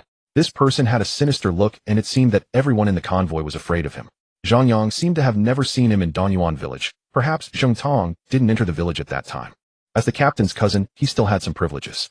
The remaining college student Sun Jian was a warm-hearted person. Although Sun Jian had spoken up for him and helped him find a seat, Zhang Yang still did not want to become too close with him. This youth was too kind-hearted. He wouldn't survive long in such a world. The most feared thing was rampant saintly heart, which would lead to many deaths. As for Qi Cici, ever since she left Danyuan village, she had become numb. She was considered quite attractive in the convoy, even a great beauty in civilized society. The convoy was not short of sycophants. Many people surrounded her. Qi Cici was once very proud. She enjoyed the feeling of being the center of attention. However, in Danyuan village, when faced with life and death situations, she witnessed humanity. Those who usually showed her warmth and flattery were the first to push her out as a scapegoat when life was on the line. Little Shuashuo tightly grasped the orange in his hand, which was exchanged for his SUV. The fragrance of the orange lingered in the cabin. Seeing so many people expressing dissatisfaction, Zheng Tong, in the front row, stood up. He sniffed and fixed his gaze on Zhang Yang. Then he saw the orange. Zheng Tong got up and walked over from the passenger seat. Two others also stood up. One was bald, and the other was a strong man with a chickneg-sized green birthmark on his left cheek. The two followed Zheng Tong, acting as enforcers. Once civilization ceases to exist, the most primitive side of humanity will be exposed. Let me say something. Our convoy has its rules, and all commands must be followed by my cousin the captain. Zheng Tong began by elevating the captain. He deliberately emphasized the words cousin. This was effective. No one in the crowd dared to speak. The bald man immediately flattered. Our bus also has its rules. In the bus, Zheng Ge calls the shots. This made Zheng Tong quite pleased. Who agrees, who disagrees? No one dared to speak. The strong man with the green face snatched the orange from little Shuashuo's hand. Zheng Ge, let's eat the orange. The green-faced man bent down, holding the orange with a fawning expression. Little Shuashuo pouted, feeling wronged, but not crying. You better put that down. Zhang Yang's voice was cold. Zheng Tong let out a sneer, narrowing his triangular eyes and looking at him disdainfully. Oh, you're still not convinced? Let me tell you here, if you're a dragon, you must coil. If you're a tiger, you must lie down. Big bad guy. Little Shuashuo glared with big dark eyes, her tender little face saying in a baby voice. Zheng Tong bent down, looking at little Shuashuo. So white and tender, what a pity, little one. An orange is worthless. If you want, I can give you a whole basket. But now things are different. An orange can buy a life. This I cannot give you. Indeed, in the apocalypse, even an orange is hard currency. A piece of bread could make a woman willingly offer herself. If you dare take it, I'll break your fingers. Just as Zheng Tong was about to reach for the orange from the green-faced man's hand, he was momentarily stunned by Zhang Yang's cold voice. Upon seeing that he had 3 people on his side, Zheng Tong's confidence immediately grew. I know you've killed before. Who are you trying to scare? I'll see, deal with him. Zhang Yang really didn't want to witness a fool in action. Zheng Tong was actually scared. He didn't dare to act, and just instructed the bald man beside him. The bald man Asi had seen how Zhang Yang killed zombies in Danyuan village. Even the awakened Tian Wenhao praised his skills. Asi didn't dare to act either. He could only point at Zhang Yang. You're alive. Crack. Accompanied by a Zhang Yang's movements were as swift as lightning. He reached out and grasped Asi's wrist, twisting with his other hand. Asi's index finger was brutally broken, its back and the back of his hand pressed together. Asi clutched his finger, screaming like a killed pig. Zheng Tong was intimidated and took a step back, nearly falling. The green-faced man trembled, carefully handing the orange back to little Shuashuo. Despite facing 3 strong men, they dared not move against Zhang Yang, who was carrying a child. Zhang Yang gently peeled the orange, breaking the segments to feed his son. Asi clutched his injured fingers, sweating profusely from the pain. Those who have never experienced a fracture will never know how painful it is. Why provoke someone like this? At this moment, 𝓃 was regretting deeply. This guy had killed before and dared to confront even the captain. But he had seriously lost face. He wanted to step up, but didn't dare. The people in the cabin displayed expressions of fear. No one dared to complain again, and the few people around Zhang Yang instinctively shrank back. You have guts, we'll see about this. 𝓃, not daring to fight, could only use his words to regain some face. Zhang Yang ignored him. The awakened in the SUV and pickup truck did not come out to intervene. Such friction must happen often on the bus. The people in the bus began to get off one after another. Some were picking up firewood, others boiling water, everyone preparing to cook. However, there was a strange phenomenon. Every person upon getting off the bus would take something out of their backpack. Noodles, biscuits, instant noodles, or bottled water. These things were all piled in front of 𝓃. Exploitation had always existed within the convoy. The supplies obtained at the cost of life had to return half to the convoy. Once they got back on the bus, they were exploited again by 𝓃 and the others. By the time the supplies reached everyone's hands, there was not much left. Zhang Yang naturally would not give any, and 𝓃 opened his mouth, but didn't dare to ask.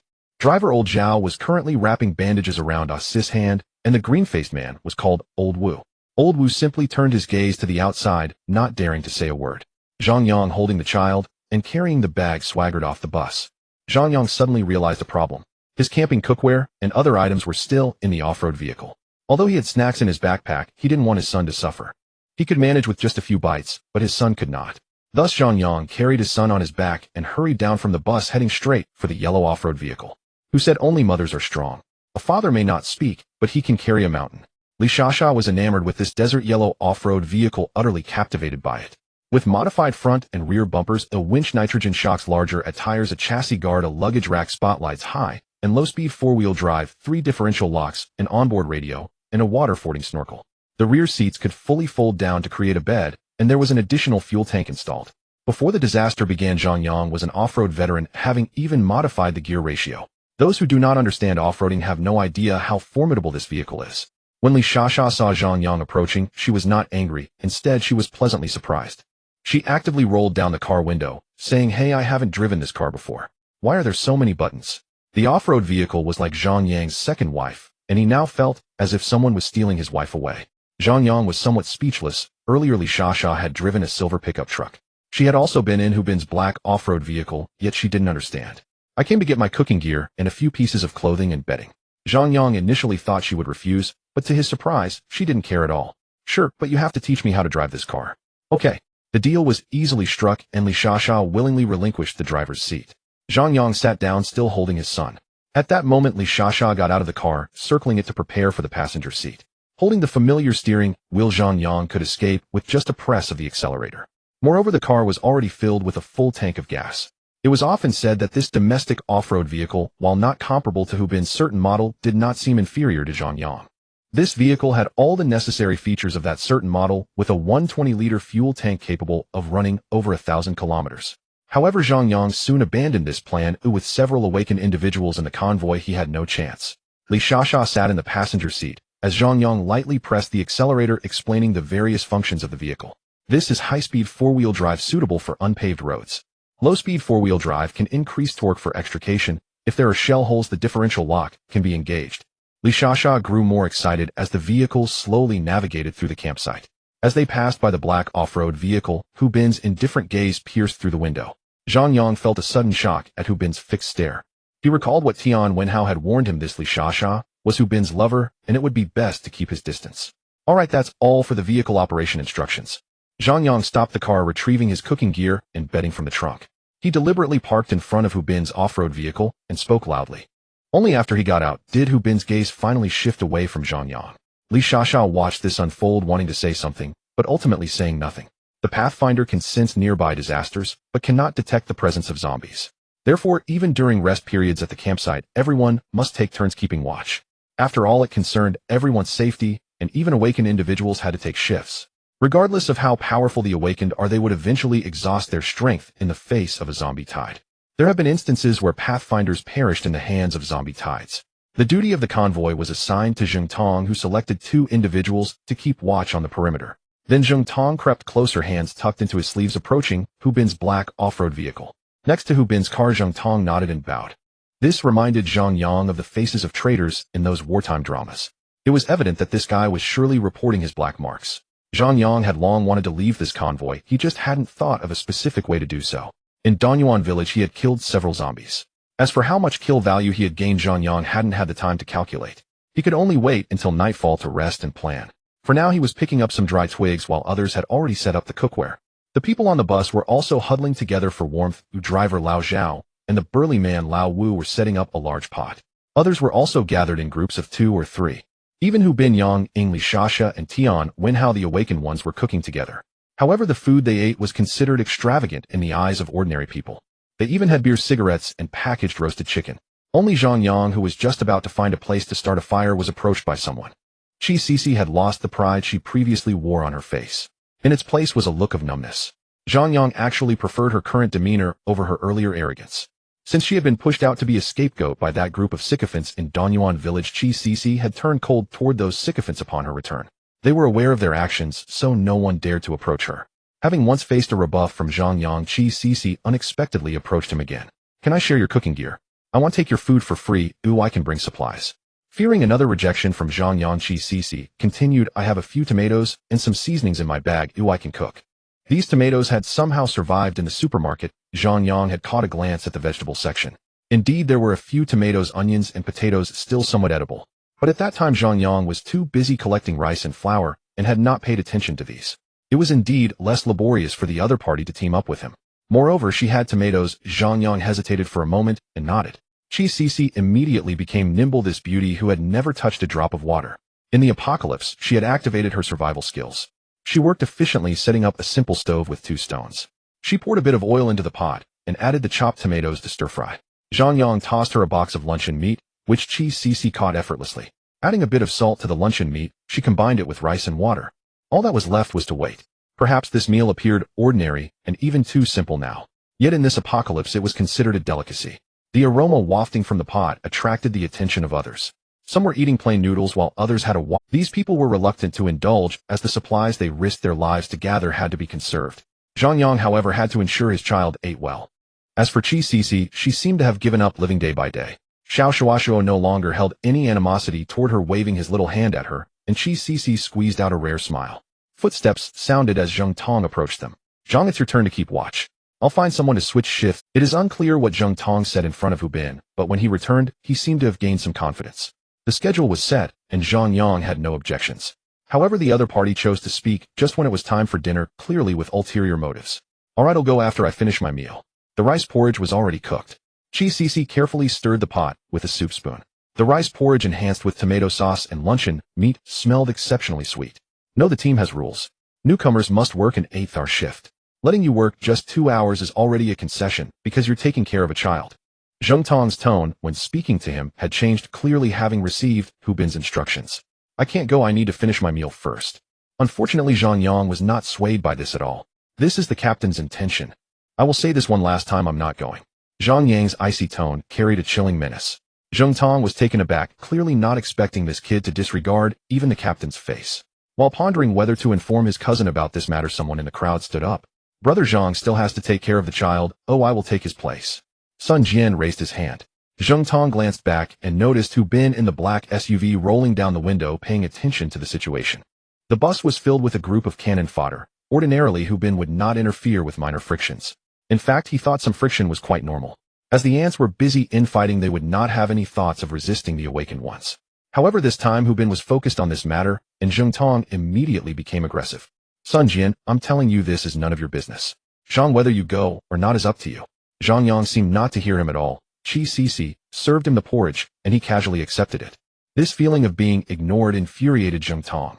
He wanted to step forward, but did not dare, feeling like a child who could only return to call for his parents when he couldn't win. "Cousin, this guy isn't going to take the shift. Can't you see he's eating? If he doesn't go, you find someone else. He's also taking care of a child. Do you have any sympathy at all?" Hu Bin's words astonished everyone. Even Zhang Yang was taken aback, not expecting Hu Bin would speak in his favor. Zhang Tong immediately lost his temper. Yes, cousin, don't worry, I will find someone else right away." Zhang Tong left, ultimately selecting Sun Jian and another person. "You shouldn't have offended him," 𝓃 suddenly spoke. "Who? Be careful, this person is very scheming." "Got it." Little Shua was quite full, his little belly round and taut. This pleased Zhang Yang. Having a woman cooking truly made a difference. This woman was very diligent. She carefully wiped the dishes and utensils with a relatively clean cloth. As for why she didn't wash them with water, many water sources had been polluted after the disaster. Water was a precious resource, and besides drinking, no one wanted to waste it. Even the awakened ones felt the same. Zhang Yang remained cold towards 𝓃, and after finishing their meal, they went their separate ways. 𝓃 felt the same, and after they boarded the bus one after the other, there was no further communication. The two people in the front row moved to the back, afraid to sit too close to Zhang Yang. People instinctively feared Zhang Yang. The taciturn and ruthless Zhang Yang broke his fingers with a single action. He was someone even the captain dared not confront.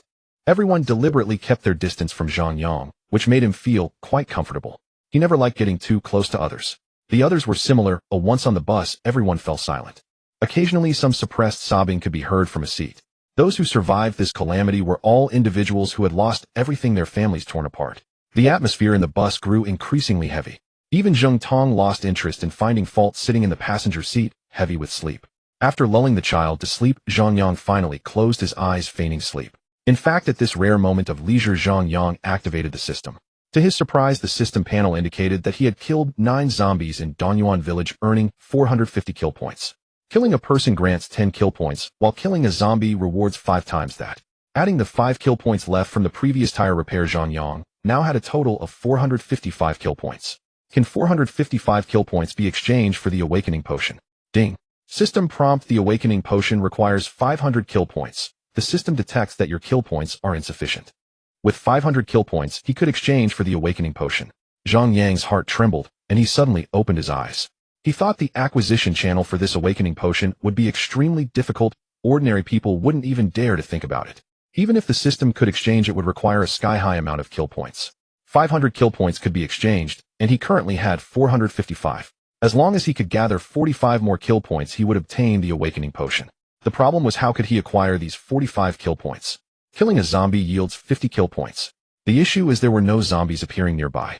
Killing a person could earn him 10 kill points. Zhang Yang looked at Zheng Tong, who was snoring in the passenger seat. At dawn, Sun Jian returned to the bus looking exhausted. Along with Sun Jian, there was another woman in her 30s. The two of them would work in pairs, each taking a 2-hour shift. The reason for 2 hours was to prevent the on-duty person from dozing off. The concern was that if a zombie appeared, they wouldn't be able to sound the alarm in time. Originally, everyone was supposed to take turns for 2 hours, but Sun Jian had managed to stay awake all night. The woman had switched shifts with someone else while Sun Jian had worked the entire night. No one expressed gratitude for his actions, and Sun Jian seemed indifferent. He quietly returned to his seat, where little Shua was still sound asleep in Zhang Yang's arms. Children's sleep always seemed long as Zhang Yang lay back in his seat and fell into a deep sleep. The experience inside the bus was far from pleasant, a stark contrast to the comfort of the SUV. In the SUV, the back seat would be laid flat, providing a cozy bed. The bus was different. Lying down or sitting felt awkward. As soon as Sun Jian sat down, he seemed to sense something was off. He turned to glance at the woman, whose expression mirrored his concern. Zheng Tong in the passenger seat seemed a bit off. The woman bravely leaned forward. Aunt! Her scream startled everyone awake. Everyone on the bus quickly reacted. Zhang Yang immediately held his son while grabbing the climbing pick with his right hand. Someone's been killed. Dead, someone's dead. The woman, terrified, pointed at the passenger seat. Only then did everyone see that Zheng Tong was pale and lifeless, having been dead for quite some time. There were more than a dozen people on the bus, and the driver Lao Zhao was also slumped over in the driver's seat. Not a single person had noticed how Zheng Tong had died during the night. The scream drew everyone's attention. Even Hu Bin and his group came over. The crowd squeezed into the bus, and when they saw Zheng Tong's corpse, they were all astonished. Only Hu Bin glanced at it briefly, his face dark as he stared at Zhang Yang. Give me an explanation. There's no explanation. I didn't kill him. If not you, then who? I've seen your skills. That man was arrogant in the convoy. More than one person wanted him dead. Why assume it's me? Hu Bin glared at him, but Zhang Yang met his gaze without fear. As an awakener, Hu Bin could easily crush Zhang Yang. Moreover, he was the captain. But he also knew that matters of life and death required evidence. His captaincy had already stirred discontent among many. Find evidence. Who was on duty last night? A thin man raised his hand. Sun Jian and I were on shift. When we came back, Zheng Tong was snoring. Later I fell asleep. Zhang Xia and Sun Jian took the second half of the night. Hu Bin turned to Sun Jian. You were on duty all night. Why? Aunt Wu said she felt unwell, so I took her place, Sun Jian said. In the bus, an elderly woman in her 60s spoke uneasily in a low voice. I had an upset stomach yesterday, so I asked Xiao Sun to cover for me. She didn't admit that she had exploited Sun Jian's sympathy out of laziness. Hu Bin clearly didn't want to bother with such trivialities. He fixed his gaze on Sun Jian. So Zheng Tong must have died during the gap between your shift and Zhang Xia's. Sun Jian remained silent. The thin man nodded.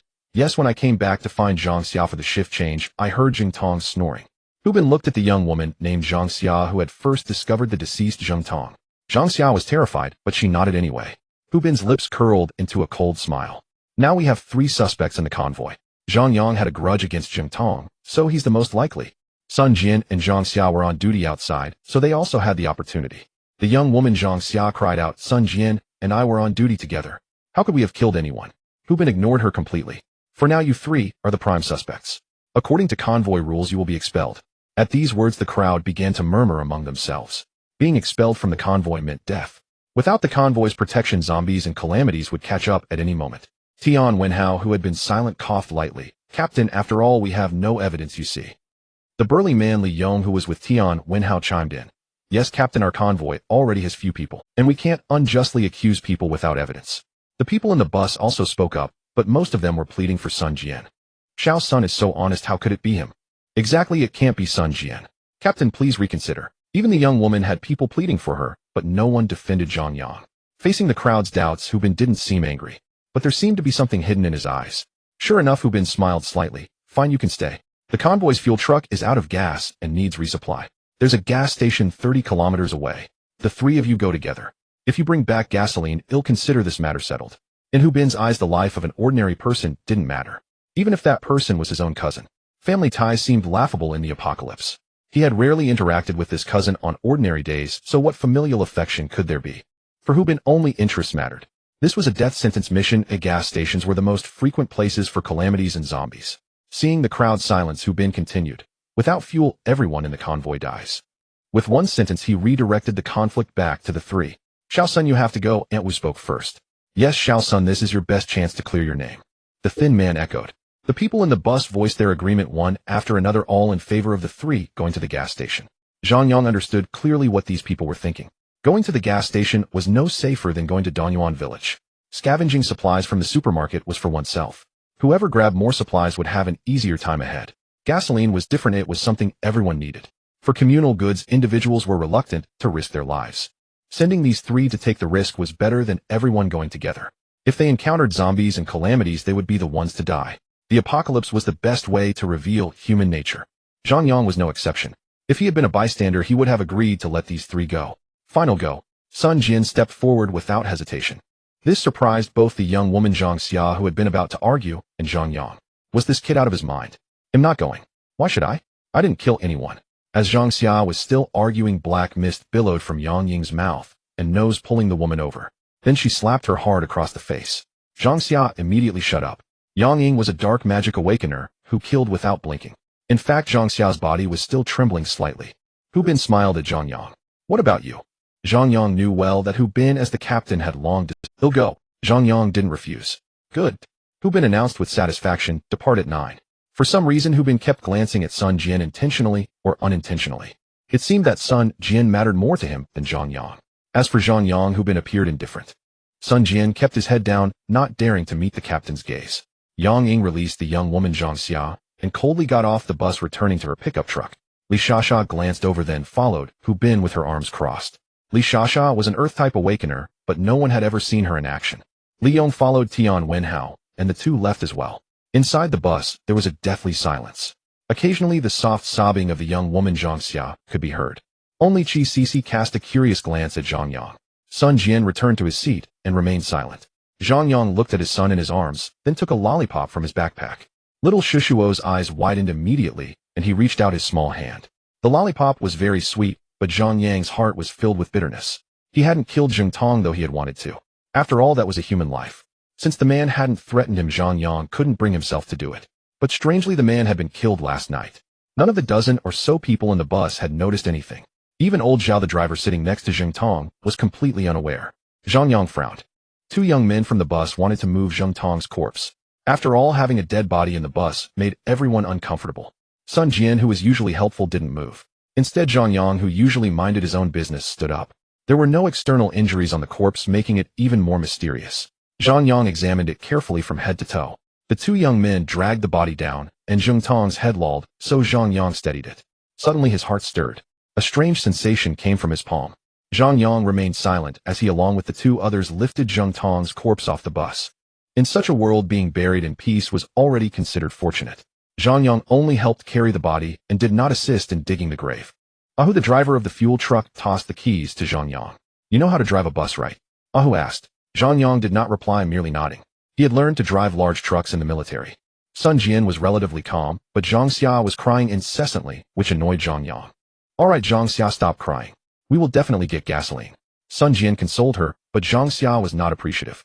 How are we supposed to get it? Gas stations are either overrun with disasters or zombies. Don't you understand why the captain sent us 3? I don't want to die, Zhang Xia sobbed. In response to her tears, Sun Jian found it hard to say anything further. Get in the car, we are about to set off. Sun Jian's voice came through the walkie-talkie. Zhang Yang boarded the fuel truck on his own, while Sun Jian hesitated for a moment before pulling Zhang Xia up with him.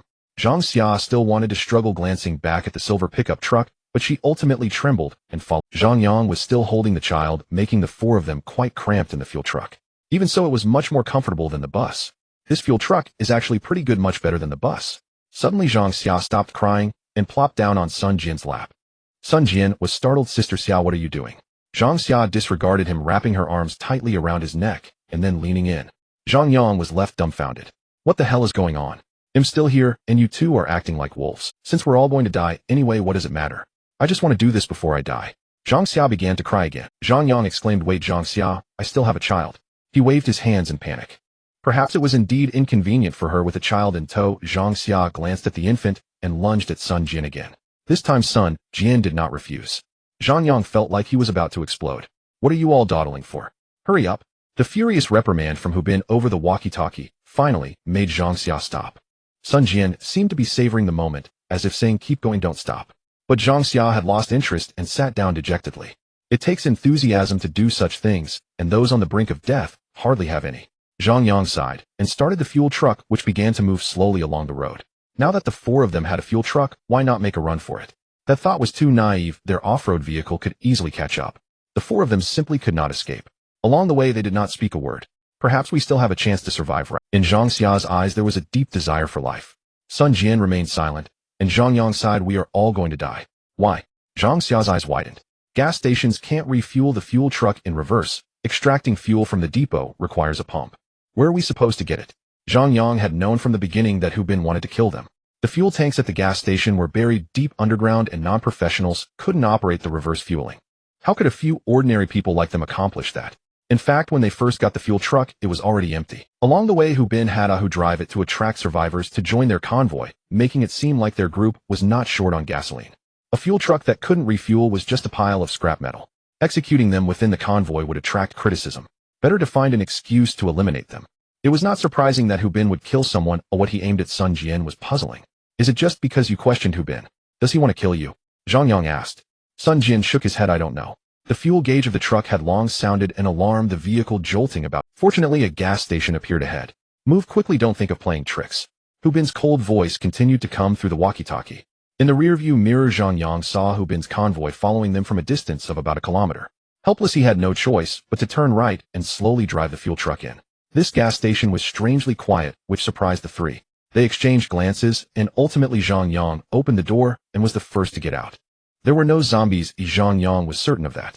Now he only needed 5 kill points to obtain the awakening potion. Should he kill Sun Jian or Zhang Xia?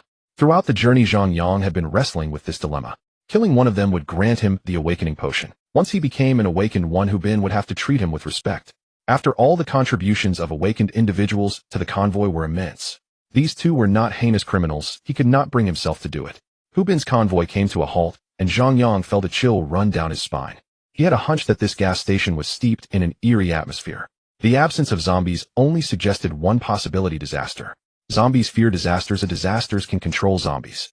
Indeed, a clown emerged from behind the gas pump. His mouth was enormous, taking up half of his face. When he stood up, the clown was a towering 2.5 meters. The giant disaster clown waved a goose feather knife, grinning widely, revealing a mouthful of sharp teeth. Zhang Yang gripped his ice axe tightly, while Zhang Xia shrank behind Sun Jian. Inside the gas station convenience store, a massive spider scuttled around. The spider was the size of a small car, sporting 8 heads. Each head bore a grotesque human face. With a whoosh, a thick silk thread shot out from the convenience store of the gas station. Sun Jian swiftly dodged this lethal strike. Seeing Sun Jian's evasive maneuver, Zhang Yang was taken aback. Oh! With a sudden jerk, Zhang Xia was dragged inward, her fingernails leaving deep scratches on the cement floor. Zhang Yang wanted to escape. Only a fool would not run. The feeling of dread surged again, and he sensed that something was behind him. However, that thing was incredibly fast, and before he could react, it was upon him. Crack! Bang! The tremendous impact sent Zhang Yang rolling on the ground. Thankfully, he managed to shield the child beneath him. Looking up, he found that it was Sun Jian who had collided with him. Zhang Yang was enraged and was about to curse, but suddenly froze his body, feeling as if it had plunged into an ice cellar. To his astonishment, a giant crab appeared behind him. Yes, it was the kind of giant crab we eat. However, this crab was enormous. It was as big as a grinding wheel, with its left claw measuring over 3 feet long. That was not the most terrifying part. The most terrifying part was its right claw. The right claw of this giant crab was over 1 meter long. With ease, it could cleave an adult in half. Just moments ago, this giant crab had ambushed Zhang Yang from behind. If Sun Jian had not forcefully knocked him aside, he would have been split in two by the giant crab. Terror surged through him, one wave after another. This Sun Jian was also an awakened one. Ordinary people do not possess such speed and strength. And this disaster crab, it actually showed no fear of sunlight. Indeed, the disaster crab stood in the sunlight outside the gas station's awning. Zhang Yang gasped in disbelief. This completely surpassed his knowledge. Disasters, surprisingly, were not afraid of sunlight. No one had ever seen a disaster under the sun, and here one had appeared. This meant that humanity was no longer safe, whether it was day or night. A disaster appearing in broad daylight could lead to the complete extinction of humanity from Blue Star. Disasters could not be killed regardless of whether hot or cold weapons were used. When natural disasters struck, both the Bear and Eagle countries had detonated nuclear bombs. Creatures beneath the nuclear fire turned to ash, yet disasters continued to rampage without restraint. Was there truly no hope for humanity? Disasters had only arrived on Earth for a few short months, and people knew very little about them. They only knew that cities were disaster hotspots, and that disasters feared sunlight. Now it seemed entirely wrong. Not all disasters feared sunlight. Jesters and eight-faced spiders seemed to fear sunlight, but the giant crab showed no fear at all. The eight-faced spider continued dragging Zhang Xia towards the convenience store, while the giant clown grew displeased. He wielded the goose feather knife in his hand, slicing through the spider silk. Zhang Xia was momentarily stunned, as she never imagined that the clown disaster would save her. In the next moment, she realized her mistake. The clown disaster was not saving her. Instead, he intended to devour her. The goose feather knife descended towards Zhang Xia's chest. The spider silk was severed, and the eight-faced spider froze for a moment before erupting in fury. Its arm, as thick as a tree trunk, spewed forth silk, wrapping around the clown's wrist. The two disasters began to fight fiercely over food. The eight-faced spider moved with blinding speed, unleashing silk around the gas station crazily. Soon the entire awning was enveloped. Zhang Yang, holding the child, along with Sun Jian and Zhang Xia, were all wrapped inside. Even the giant crab was trapped within. In the distance, Hu Bin's convoy. Everyone witnessed the chaotic scene before them, all in shock. "Captain, they won't be coming back." A head poked out from the bus. It was the bald-headed AC. His hand was still wrapped in bandages. Seeing the scene at the gas station from afar, AC felt an immense sense of satisfaction. That damned Zhang Yang deserved this retribution. "Captain, let's go." Even Yang Ying from the silver pickup truck chimed in. "Wait a bit longer." Hu Bin rolled down the window, watching from a distance. Li Yong drove the white pickup, while Tian Wenhao didn't even poke his head out. Li Sha's yellow SUV was parked right in front of Hu Bin. Sometimes their eyes would meet, and they would share a smile. "Adulterers," Li Yong muttered discontentedly from the white pickup. "Shut up," Tian Wenhao reminded him. "It's obvious that they are being sent to their deaths." Li Yong grew increasingly furious, slamming the steering wheel in anger. Beep beep. He accidentally hit the horn while slamming the steering wheel, drawing everyone's attention to the white pickup. Probably unable to hold back, Tian Wenhao leaned out. "He'll go take a look." Without waiting for Captain Hu Bin's approval, Tian Wenhao signaled to Li Yong. The white pickup sped towards the gas station. The convoy's members were all astonished. "Captain, Tian Wenhao is increasingly disregarding you." Yang Ying leaned out. Hu Bin's face darkened, and he remained silent. Li Sha scoffed. "I said he needs a lesson." Tian Wenhao's pickup truck headed towards the gas station, and he could vaguely see the silhouettes fighting inside. Indeed, Sun Jian was an awakened one. However, he seemed to lack any special abilities besides incredible speed and endurance. But this only allowed him to evade continuously, not to launch effective attacks. Fortunately, the eight-faced spider and the clown were entangled with each other, while only the giant crab was attacking them wildly. The situation was perilous for everyone, though Sun Jian was somewhat better off. Especially Zhang Yang and the woman named Zhang Xia. They could hardly hold on any longer. Crack! The giant crab's claw struck like lightning, but Zhang Yang reacted swiftly, rolling on the ground to evade the fatal blow. Zhang Xia was not so fortunate. Before she could turn around, she was cleaved in two by the giant crab. The upper half of her body was still writhing desperately. Terrified, she looked at her lower half, her body squirming in an attempt to rejoin itself. This scene left both Zhang Yang and Sun Jian in shock. Zhang Yang tightly covered his son's eyes as the giant crab pounced on Zhang Xia, voraciously devouring her. The scent of blood permeated the entire gas station, and the battling giant clown and eight-faced spider paused momentarily, halting their fight. The two disasters simultaneously released their grips and launched an attack on the giant crab. In their struggle for food, the disasters began to turn on each other. The giant crab continued its frenzied feeding while the giant clown raised the goose feather knife and struck down from behind. At the same time, the eight-faced spider's silk ensnared it. As the knife was about to cleave the giant crab's back, the crab suddenly leaped into the air. Although its left claw was entangled in spider silk, its right claw extended, and with a crack, the giant clown's head was severed by the giant crab. The clown's head rolled to Zhang Yang's feet, and his massive body fell with a loud thud. Dust erupted from the ground as the giant clown's goose feather knife clattered to the ground. With the giant crab's left claw still entangled in silk, it fell to the ground, struggling with the eight-faced spider. Zhang Yang rolled on the ground and picked up the clown disaster's goose feather knife. Thud! The tip of the goose feather knife plunged viciously into the giant crab's mouthparts. 1/3 of the blade pierced into the giant crab's body. The air suddenly thickened, as if time itself had frozen in that moment. Disasters can actually be killed. In the past, people believed that disasters were invincible. Even the awakened ones could only severely injure a disaster, but never kill it. To their surprise, disasters can also fight each other. Only a disaster can kill a disaster. Zhang Yang and Sun Jian exchanged glances as if they had found the answer. Gurgle. The giant crab waved its two large pincers feebly, and then collapsed with a loud bang. In the moment it fell, severed limbs scattered everywhere. From within the crab shell rolled out a crystal core the size of a pigeon's egg. A small human actually killed a disaster. The eight-faced spider retracted its silk and frantically retreated. This disaster was afraid. Even a disaster could feel fear. The eight-faced spider continued to retreat in terror, its 8 strange human faces filled with horror. It retreated into the convenience store and began to frantically dig into the ground. Inside the convenience store there was a tunnel. The eight-faced spider curled its body and burrowed in, vanishing in the blink of an eye. Zhang Yang and Sun Jian slumped to the ground, utterly exhausted. The system has detected that the host has killed a disaster, gaining 1,000 points of kill value. 1,000 points. Zhang Yang was so excited he nearly jumped up, a smile spreading across his face. Sun Jian looked at him, and the two burst into laughter. Feeling as if he had escaped death, Zhang Yang noticed the faintly glowing crystal core on the ground. This was something from the disaster, and without a second thought he pocketed it. Looking at the dead giant clown, a crystal core also rolled out from its mouth. Sun Jian saw it too, and bent down to pick it up, asking, "What is this?" Zhang Yang snatched it away, saying, "It's something from the disaster. It surely isn't anything good. I'll keep it for you." Sun Jian replied, "I." Zhang Yang gave him a look, signaling towards the convenience store. This guy quickly forgot about the crystal core and hurried towards the store. The convenience store at the gas station was stocked with a large variety of drinks, water, snacks, and cigarettes. The two began to frantically grab supplies. Unfortunately, they had no backpacks. A roar of engines sounded outside the gas station, and both of them halted their movements. Sun Jian said seriously, "Zhang Yang, do not tell anyone about me being an awakened one." Zhang Yang was taken aback, asking, "Why not? I awakened as a guide. If the leader finds out, he will not tolerate me. Remember, if others ask, just say you have already awakened." "Me? Yes, just say that you awakened in the warrior sequence. Both of these disasters were killed by you." With a whoosh, of flame burst forth. A gap was burned into the web outside the canopy, and then Tian Wenhao walked in. Upon seeing the two disaster corpses on the ground, Tian Wenhao was taken aback. Zhang Yang awakened in the warrior sequence and killed 2 disasters. Before Tian Wenhao could say anything, Sun Jian spoke up first. Tian Wenhao remained shocked, his eyes wide. "You mean to say you killed both of these disasters?" Zhang Yang replied, "Yes, mere disasters are not worth mentioning." Tian Wenhao looked terrified. "Warrior sequence, is it really that powerful?"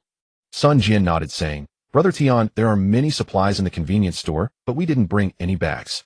Can we move them to your car first?" "Liang!" Tian Wenhao shouted, and the 4 of them began to frantically load goods into the white pickup truck. Zhang Yang secured the Yanling knife at his waist and started moving boxes of mineral water onto the truck. The truck bed of the white pickup was a great help. By the time the supplies had piled into a small mountain, the distant Hu Bin and others finally sensed something was off. "Tian Wenhao and his group are loading goods into the truck," Li Shasha shouted. Although she didn't know what was happening, Hu Bin urgently picked up the radio and called out, "Quick, follow them." The black SUV led the charge, and the convoy quickly drove towards the gas station. The people on the bus hesitated, but Yang Ying and Li Shasha were the first to get out of the car. "Tian Wenhao, what are you doing?" Li Shasha asked. "What does it look like?" "We are shopping." When they saw the supplies on the white pickup truck, everyone erupted in excitement, rushing out of their cars towards the convenience store. When the crowd saw the two disaster corpses inside the canopy, they instinctively took a step back. Even the awakened Yang Ying and Li Shasha turned pale. Only Hu Bin remained calm as he got out of the car. "What's going on?" He squeezed through the crowd, his face also showing a look of terror. "Zhang Yang has become an awakened one in the warrior sequence," Sun Jian spoke on his behalf. "You mean you killed these two disasters?" Hu Bin's voice trembled. If he hadn't seen it with his own eyes, he wouldn't have believed it. Zhang Yang coldly replied, "Captain, you said that when I awakened you would return the SUV to me, right?" As soon as these words were spoken, Hu Bin's expression darkened. Li Shasha beside him was even more angry. After she had started driving this yellow SUV, she had grown increasingly fond of it. "Yes, I said that when you awakened the car would belong to you." Shasha, give him the keys. Hu Bin was straightforward, but Li Shasha was unwilling. "Why should I? This car is mine." Zhang Yang's hand gripped the handle of the Yinling knife. "What do you think? The captain's words are meaningless. We are both awakened ones. Do you think you're tougher than these two disasters?" Disasters are ever-changing without rules or classifications. Awakened ones are the same. It is said that there are thousands of types of awakened ones among humans. Moreover, the awakened abilities differ greatly. An awakened in the warrior sequence can kill two disasters, clearly indicating their combat power is the strongest. 10 Li Shasa's combined might not even be able to kill a single disaster. Li Shasa's face changed. She was merely a beginner Earth-type awakened one. Even Yang Ying, who was a second-tier shadow mage, was filled with fear towards Zhang Yang. "Shasha, give it to him." Hu Bin's tone had turned quite rude. Despite her immense anger and resentment, Li Shasha reluctantly tossed the car keys to Zhang Yang. "Don't take the previous events to heart. With great power comes great responsibility. Congratulations, Zhang Yang, for becoming another awakened one in our team." Hu Bin suddenly became enthusiastic, as if meeting Zhang Yang for the first time, warmly inviting him to join the team. Zhang Yang simply replied indifferently, "Got it." The remaining people began to rush into the convenience store. The gas station convenience store was not large, and soon all the items were looted. Li Shasha angrily climbed into Hu Bin's black SUV, while usually aloof Yang Ying surprisingly nodded at Zhang Yang, saying, "Forget the past." Suddenly a commotion sounded outside the gas station. "There are people over here. Everyone look." It's outside the gas station. A voice suddenly rang out. This put everyone on high alert, and several awakened individuals began to brace themselves. The people on the bus also nervously grabbed their weapons. In the crowd, only Qi Ci's gaze remained fixated on Zhang Yang. Her expression was peculiar, as she genuinely could not understand the man before her. Even as an ordinary person, Zhang Yang stood out as a dragon among men. Faced with the deadly trap set by Hu Bin, he remarkably managed to extricate himself unscathed. That Zhang Xia had already met a tragic end, yet Zhang Yang and Sun Jian remained unharmed. Moreover, it was at this moment that Zhang Yang awakened his superpower. It was one thing to become an awakened, but he had also killed two calamities. There had never been a record of humans killing calamities before. Were the awakened warriors truly that formidable? This instilled immense hope in the survivors. It turned out that calamities could be slain. In the apocalypse, fellow humans were often more terrifying than calamities and zombies. Thus, upon hearing the voice, they prepared for battle. Even Zhang Yang tightened his grip on the Yinling knife's handle. The weapon used by the calamity felt strange in his hand, evoking an unusual sensation. This weapon seemed to meld with him. On the road outside the gas station, a group of people arrived. They were ragged and appeared filthy. Helping one another, one of them lay on a stretcher, an old man covered in blood. "Who is your captain? Can you help?" A clear voice rang out as a ponytailed girl beside the stretcher looked at everyone with pleading eyes. The girl was exceedingly beautiful, standing about 168 centimeters tall. With slender straight calves and a perfectly proportioned figure, any extra weight would make her seem plump, while any less would make her appear too thin. Despite her dirty little face, her snow-white skin and large dark watery eyes were still evident. Even the stubbornness of Jun Jihyun, the coolness of Lu Yifei, the gentleness of Zhu Lin, and the allure of Gao Yuanyuan seemed somewhat inferior in front of this girl. Of course, among 1,000 people there are 1,000 Harry Potters, or rather Harley Davidsons. Regardless, this girl was sufficiently stunning and extraordinary. Hu Bin stepped forward and asked, "What's the matter? One of us is injured. Can you save him? Please, I beg you." Indeed, beauty is justice. The phrase "please" softened everyone's hearts. Only Zhang Yang remained unmoved, who, apart from his wife, Li Qingyan, no other woman stirred any emotion in him. Seeing Hu Bin approach, the group across from him stirred with excitement. "Captain, be careful." Tian Wenhao couldn't help but speak up. Who knows if the other party is up to any schemes? These people seemed to lack any means of transportation. Suddenly appearing here, what was their purpose? Would they see the vehicles and supplies of their convoy and wish to take them for themselves? Hu Bin hesitated for a moment, seemingly worried as well. Li Shasha and Yang Ying exchanged glances and followed him. Three awakened individuals faced what appeared to be just a group of ordinary people. There was nothing to fear. As Hu Bin approached, he saw the elderly man on the stretcher, his body covered in wounds with a particularly lethal one to his chest. An ordinary person would have long since passed away. Awakened, Hu Bin glanced at him. Indeed, only an awakened could withstand such severe injuries and still be alive. Awakened individuals have bodies that differ from ordinary people, making them not so easily killed. The girl nodded. This is our convoy's captain. He was attacked by calamities and zombies while trying to protect us. Is he also a guide? Hu Bin asked again. The girl nodded once more. Yes, he is the only awakened in our Ayao. The girl's straightforwardness caused a middle-aged man behind her to frown slightly. Indeed, they were also afraid of Hu Bin and his group. This was another convoy distinct from Hu Bin's. In this convoy, only the captain was an awakened. Their combat capabilities were quite weak. In contrast, Hu Bin's convoy had Yang Ying, Tian Wenhao, and Li Shasha as formidable members. When they raided Dongyuan village for supplies, Li Shasha didn't even participate. The combat ability of a guide is not strong. Zhang Yang had already witnessed this at the gas station. Sun Jian was practically defenseless, relying solely on agility to evade. When Tian Wenhao heard the term guide, he slightly trembled. He followed along, and upon seeing the old man on the stretcher was also taken aback. Captain, is there still hope for this person? In response to Tian Wenhao's inquiry, Hu Bin shook his head and replied, it's hard to say. This place is not suitable for lingering. We should leave first. What about them? Yang Ying asked. Hu Bin looked at the group and spoke loudly. I am the captain of the Heaven Slayer convoy. You can follow me. Before your captain awakens, the Heaven Slayer convoy can ensure your safety. The group behind Hu Bin exchanged glances, having never heard their convoy's name in so long. Heaven Slayer convoy. When did we start calling ourselves the Heaven Slayer convoy? I don't know, the captain said so. I think Heaven Slayer convoy sounds great. I'm going to fight to the end against this damned heaven. Right, so domineering. Zhang Yang enjoyed reading history books, which recorded that during the late Ming Dynasty, rebellious bandits often liked to give themselves peculiar names. Names like Grass Flying and South Overlord, but most bandits were illiterate, merely choosing names that sounded impressive. Captain Hu Bin had given the convoy such a juvenile name, leaving Zhang Yang somewhat speechless. As Hu Bin's words fell, the faces of those people revealed expressions of joy. The girl turned back and said, everyone come out now. The crowd was once again startled as more people stood up from the wild grass by the roadside. Upon counting carefully, this convoy actually had more than 50 people. A convoy with only a guide awakened had somehow brought along over 50 ordinary people. How had they survived? A surprised smile appeared on Hu Bin's face as the addition of over 50 individuals made the convoy lively. Captain, with so many people, how do we accommodate them? The bus driver, Old Zhao, suddenly asked. This was indeed a problem. Hu Bin looked at the girl and asked, don't you have a vehicle? The girl's expression darkened. 3 days ago our convoy ran out of fuel, and the captain began leading us on foot to escape. Hu Bin glanced at the fuel tank truck and said, Shasha, unload the fuel tank.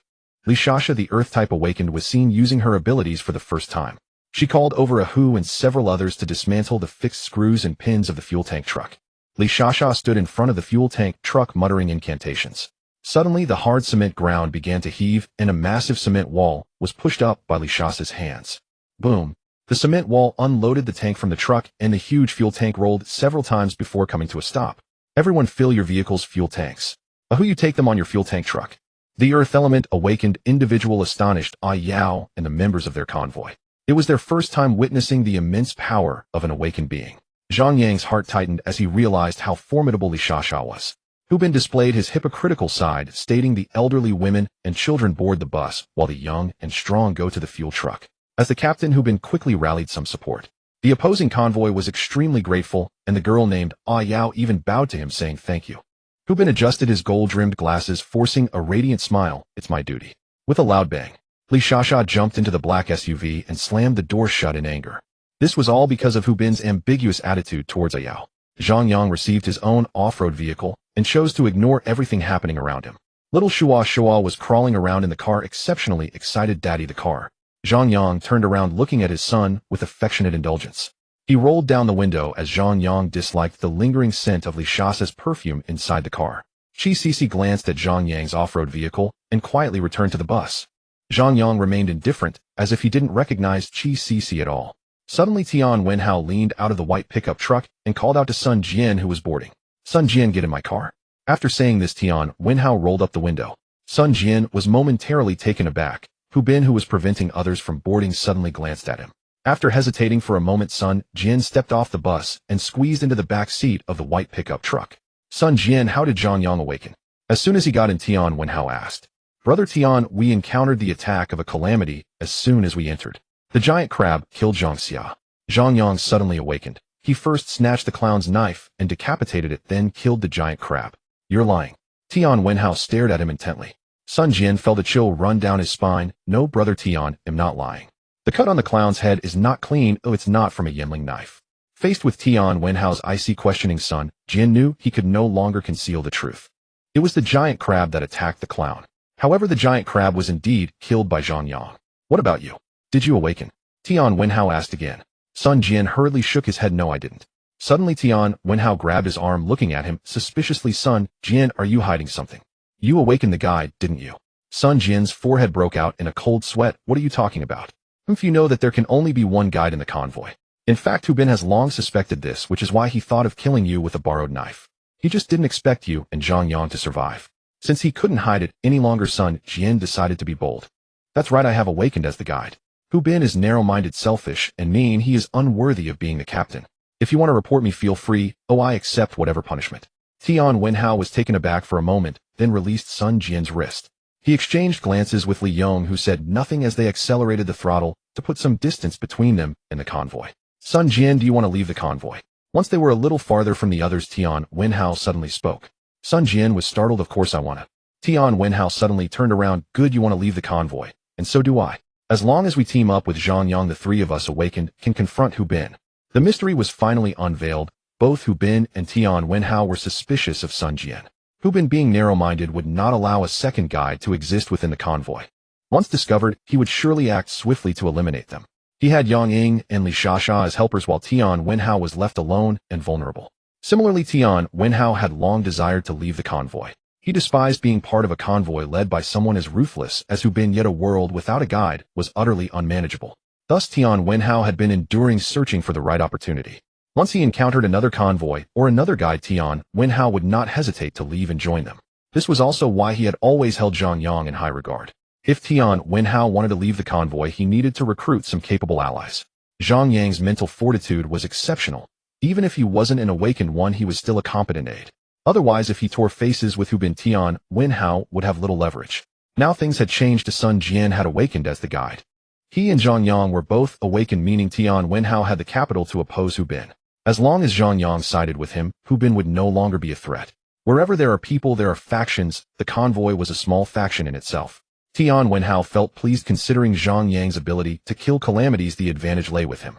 Sun Jian naturally understood Tian Wenhao's thoughts. He too wished to escape from the clutches of danger. Brother Tian, there's something I must confess. Zhang Yang, he actually hasn't awakened. Even Li Yong in the driver's seat was startled enough to hit the brakes. Tian Wenhao looked at him in horror. What do you mean? Sun Jian then explained the entire situation. Tian Wenhao was utterly shocked. Are you saying that the reason the calamity was killed was because it was killed with its own weapon? Sun Jian nodded. Only the weapon of the calamity can kill the calamity. A glimmer of hope also rose in Tian Wenhao's heart. The calamities could indeed be killed, but it required their specific weapons to do so. The Yinling knife that Zhang Yang obtained was the weapon of the clown calamity. The problem is calamity weapons are extremely difficult to obtain. Moreover, some calamities have no weapons at all. For instance, the lizardmen and big-head dolls of Dongyuan village and the giant crabs and eight-sided spiders at the gas station have no weapons. At the same time, a heavy feeling loomed over Tian Wenhao's heart. If Zhang Yang was not an awakened one, then his faction would be much weaker. We must not let others know that Zhang Yang is not an awakened one.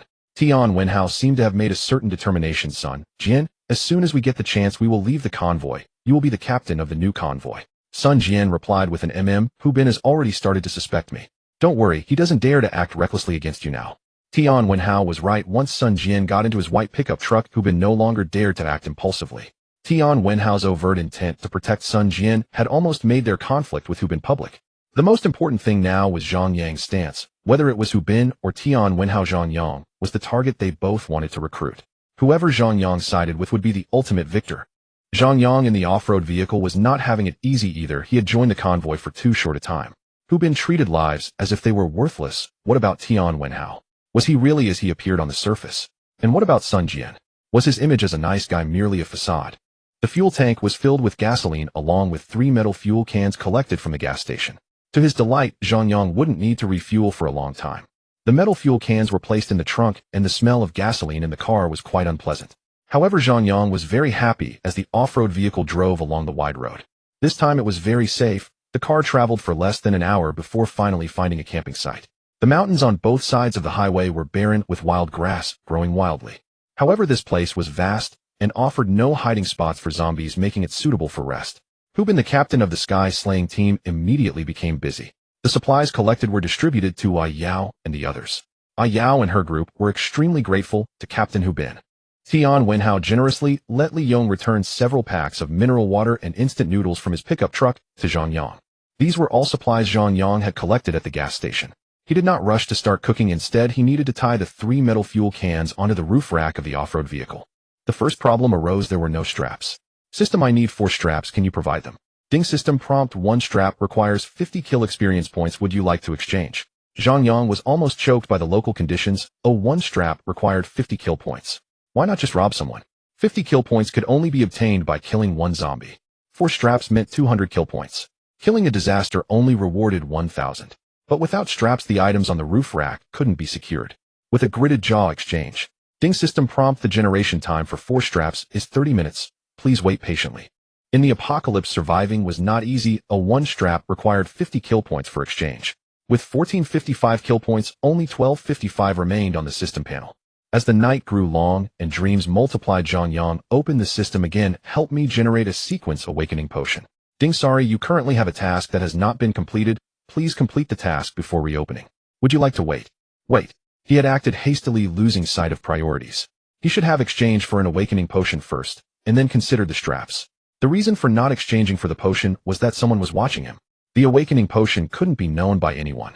Even if he had already awakened, he wouldn't say a word to anyone. This was Zhang Yang's final trump card. The time was not right. Half an hour later, he would exchange it when no one was. Moreover, even if the exchange succeeded, he could not tell anyone. Not even Sun Jian and Tian Wenhao. No one knew when Zhang Yang had awakened. What sequence had awakened? 𝓃 and the others thought they were of the warrior sequence. Tian Wenhao believed he was a fake awakener. Stirring the water would allow for a surprise attack. Fortunately, the strap generation only required half an hour, and Zhang Yang was not in a hurry. He kept his off-road vehicle a little farther from the crowd. The people on the bus already feared Zhang Yang, and no one dared to disturb him. Even 𝓃 was busy alone at the campsite. However, she soon had a few admirers around her, young men from another team. 𝓃's expression was blank, lacking the pride of her past. Occasionally, 𝓃's gaze would glance towards Zhang Yang. She longed for Zhang Yang to call her. As long as he did, she would rush over to help him cook as before. The admirers around her were helping, but 𝓃 felt nothing but disgust. Simultaneously, her heart felt incredibly empty and lonely. She didn't know why, but only in front of Zhang Yang did she feel a bit of safety. Yet Zhang Yang didn't even look at her, and with each hopeful glance, 𝓃 felt a wave of disappointment. Finding some dry firewood by the edge of the field was still somewhat challenging. The dry grass on the ground burned poorly, forcing people to walk a long way. Zhang Yang was too lazy to pick up firewood. He didn't want to stray too far from his off-road vehicle, so he simply took out the Highland can from the car. There were still 2 cans of gas in the car, originally intended for rainy days. Although the off-road vehicle had plenty of supplies, Zhang Yang's cooking was not as tasty without 𝓃. Ham, instant noodles, cured meat, and dry noodles were all dumped into the camping pot at once. The taste of what was cooked was always a little off. Little Shua took a few bites and began to shake his head. Zhang Yang could only patiently feed him spoonful by spoonful. Fortunately, the child was robust. Though he found it unappetizing, he still ate it bite by bite. Only when he truly couldn't eat anymore did he shake his head resolutely. Daddy, eat. His small hand pushed the soup spoon away, sending it towards Zhang Yang's mouth. Zhang Yang laughed heartily and simply picked up the camping pot, making a mess. Zhang Yang's eating habits were far from graceful. This was a habit he developed in the army. When you have thick skin, you eat your fill. When you have thin skin, you go hungry. In the army, refinement was non-existent. His wife always reminded him that eating was like competing with someone for food. Little did he know that in the apocalypse, this way of eating was the most correct. Only when the camping pot was completely clean did Zhang Yang open a bottle of mineral water and pour it in. The taste of the washing water was a bit strange, but at least it had an oily, fishy flavor. After drinking, Zhang Yang poured another bottle of water, which was for the child. Sun Jian had been following Tian Wenhao's white pickup truck since he returned. Along with Li Yong, the 3 of them stayed in the pickup truck, and Hu Bin said nothing. Or rather, Hu Bin at that moment was too busy. He was being pestered by Yao and the others to check on the injuries of that unconscious captain. Zhang Yang was cleaning the cooking utensils when he heard footsteps behind him. Turning around, he was surprised to see it was Li Shasha. This made Zhang Yang immediately become cautious. He was a fake awakener.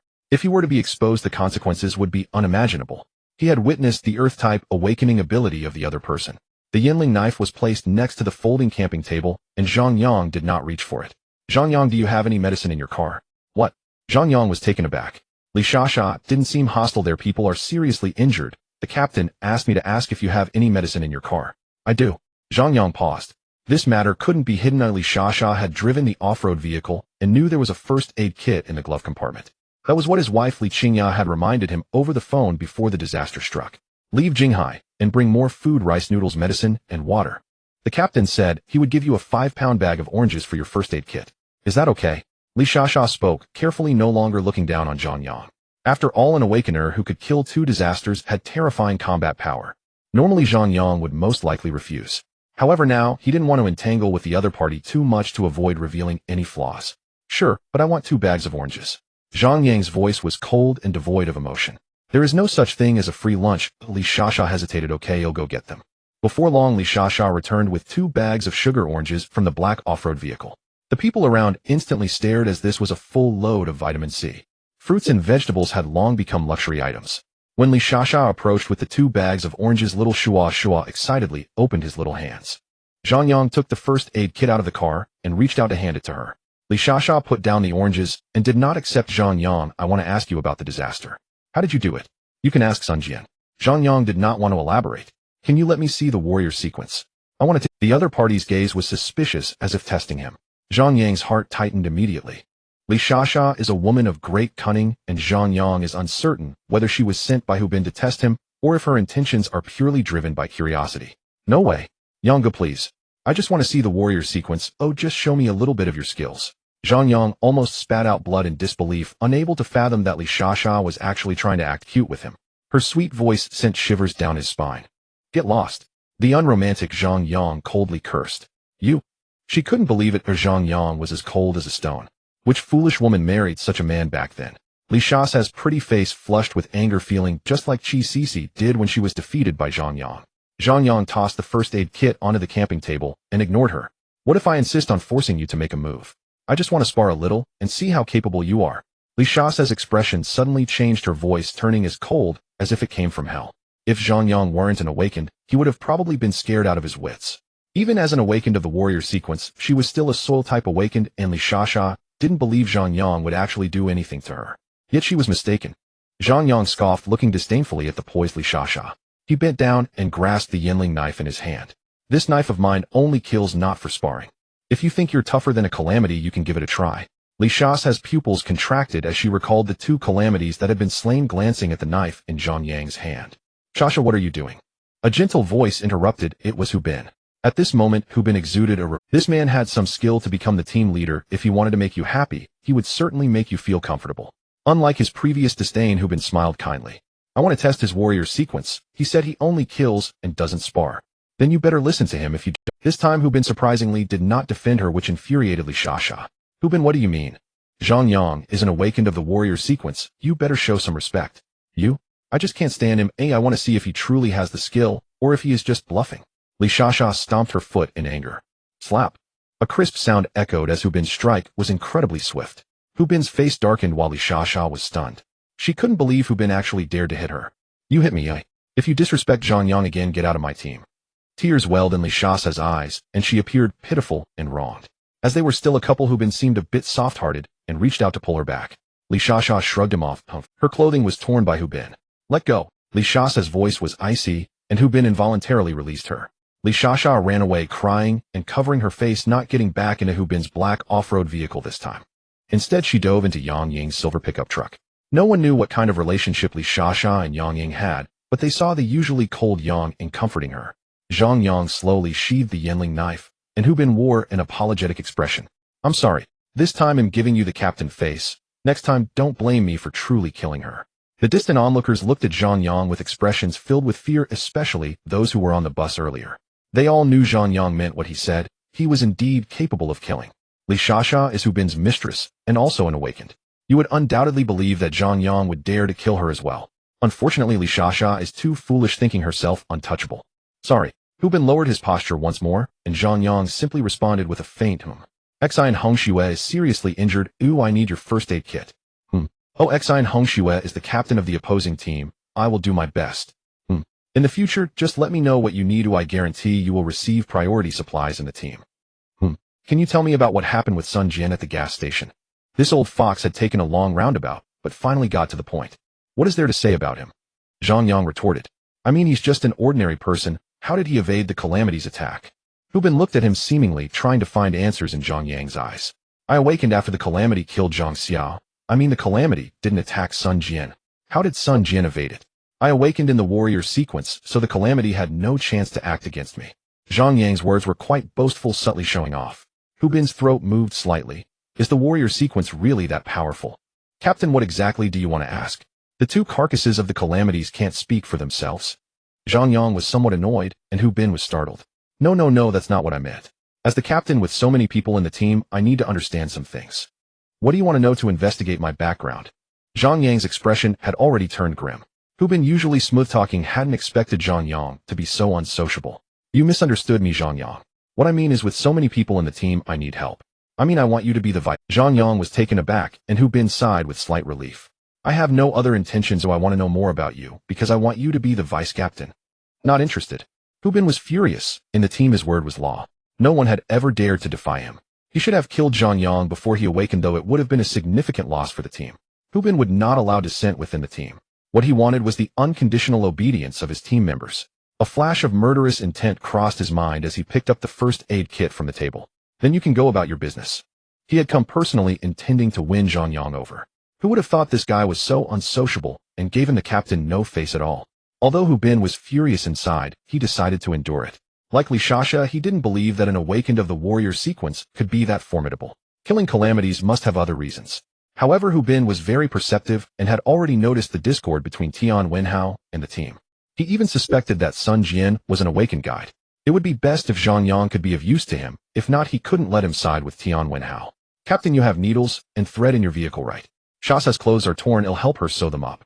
Yang Ying suddenly opened the car door, causing Hu Bin to halt his steps. However, he merely glanced at her and ignored Yang Ying, instead walking away with the first aid kit. Watching Hu Bin's receding figure, Yang Ying felt somewhat baffled. Hu Bin's vehicle indeed had needles and thread, sparking a thought in Zhang Yang's mind. He had been searching for someone with needles and thread. Could it be him? The death of Zheng Tong has always been a mystery. There were no external injuries on his body, and it is hard to imagine who could have killed him right under Zhang Yang's nose. It wasn't until he helped carry the body that he discovered the issue at the location of Zheng Tong's temple.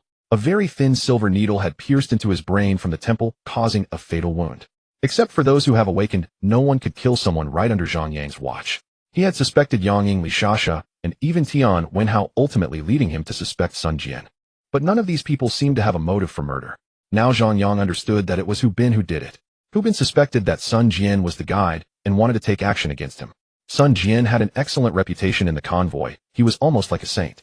Hu Bin needed a reason to kill him. Thus Zheng Tong as a cousin became the scapegoat. No one would suspect Hu Bin. After all, Zheng Tong was his person and they were relatives. This way Hu Bin could openly frame Sun Jian for the crime. As for Zhang Yang and Zhang Xiao, they were just collateral damage. Directly targeting Sun Jian would be too suspicious. What everyone didn't expect was that both Zhang Yang and Sun Jian could survive. This disrupted Hu Bin's plans, but one thing was certain: Hu Bin still wanted to kill Sun Jian. Sun Jian also sensed the danger and hid in Tian Wenhao's pickup truck. The convoy was becoming increasingly interesting. It had originally been a confrontation between humans and the disaster zombies, with humanity struggling to survive between natural disasters. What no one expected was that the most terrifying thing was still humanity itself. Hu Bin was being friendly to himself, and even made himself the vice captain. Why? Just to win him over. Zhang Yang didn't want to get involved, but he was already trapped. Tian Wenhao was even more distressed. He initially thought Zhang Yang was an awakened one. Even if he wasn't as powerful as a warrior sequence, at least he would have a capable assistant. Now, however, Zhang Yang turned out to be a counterfeit awakened one. Sun Jian's combat power was limited, relying solely on himself as a fire-type awakened one. He was outnumbered. One must understand that awakened ones also have levels and require postnatal training. Tian Wenhao was only a first-tier fire-type, just like Li Shasha, who was a first-tier earth-type. The most terrifying one was Yang Ying, who was at the second tier of dark magic. This meant that just one Yang Ying was enough for Tian Wenhao to handle. Adding Li Shasha into the mix meant there was virtually no chance of winning, unless he could save the captain of the opposing convoy 𝑃 and bring him into his camp. Although Tian Wenhao still felt uneasy, he saw Hu Bin enter the tent with a first aid kit. Inside the hastily set up tent there lay an elderly man covered in blood on a stretcher.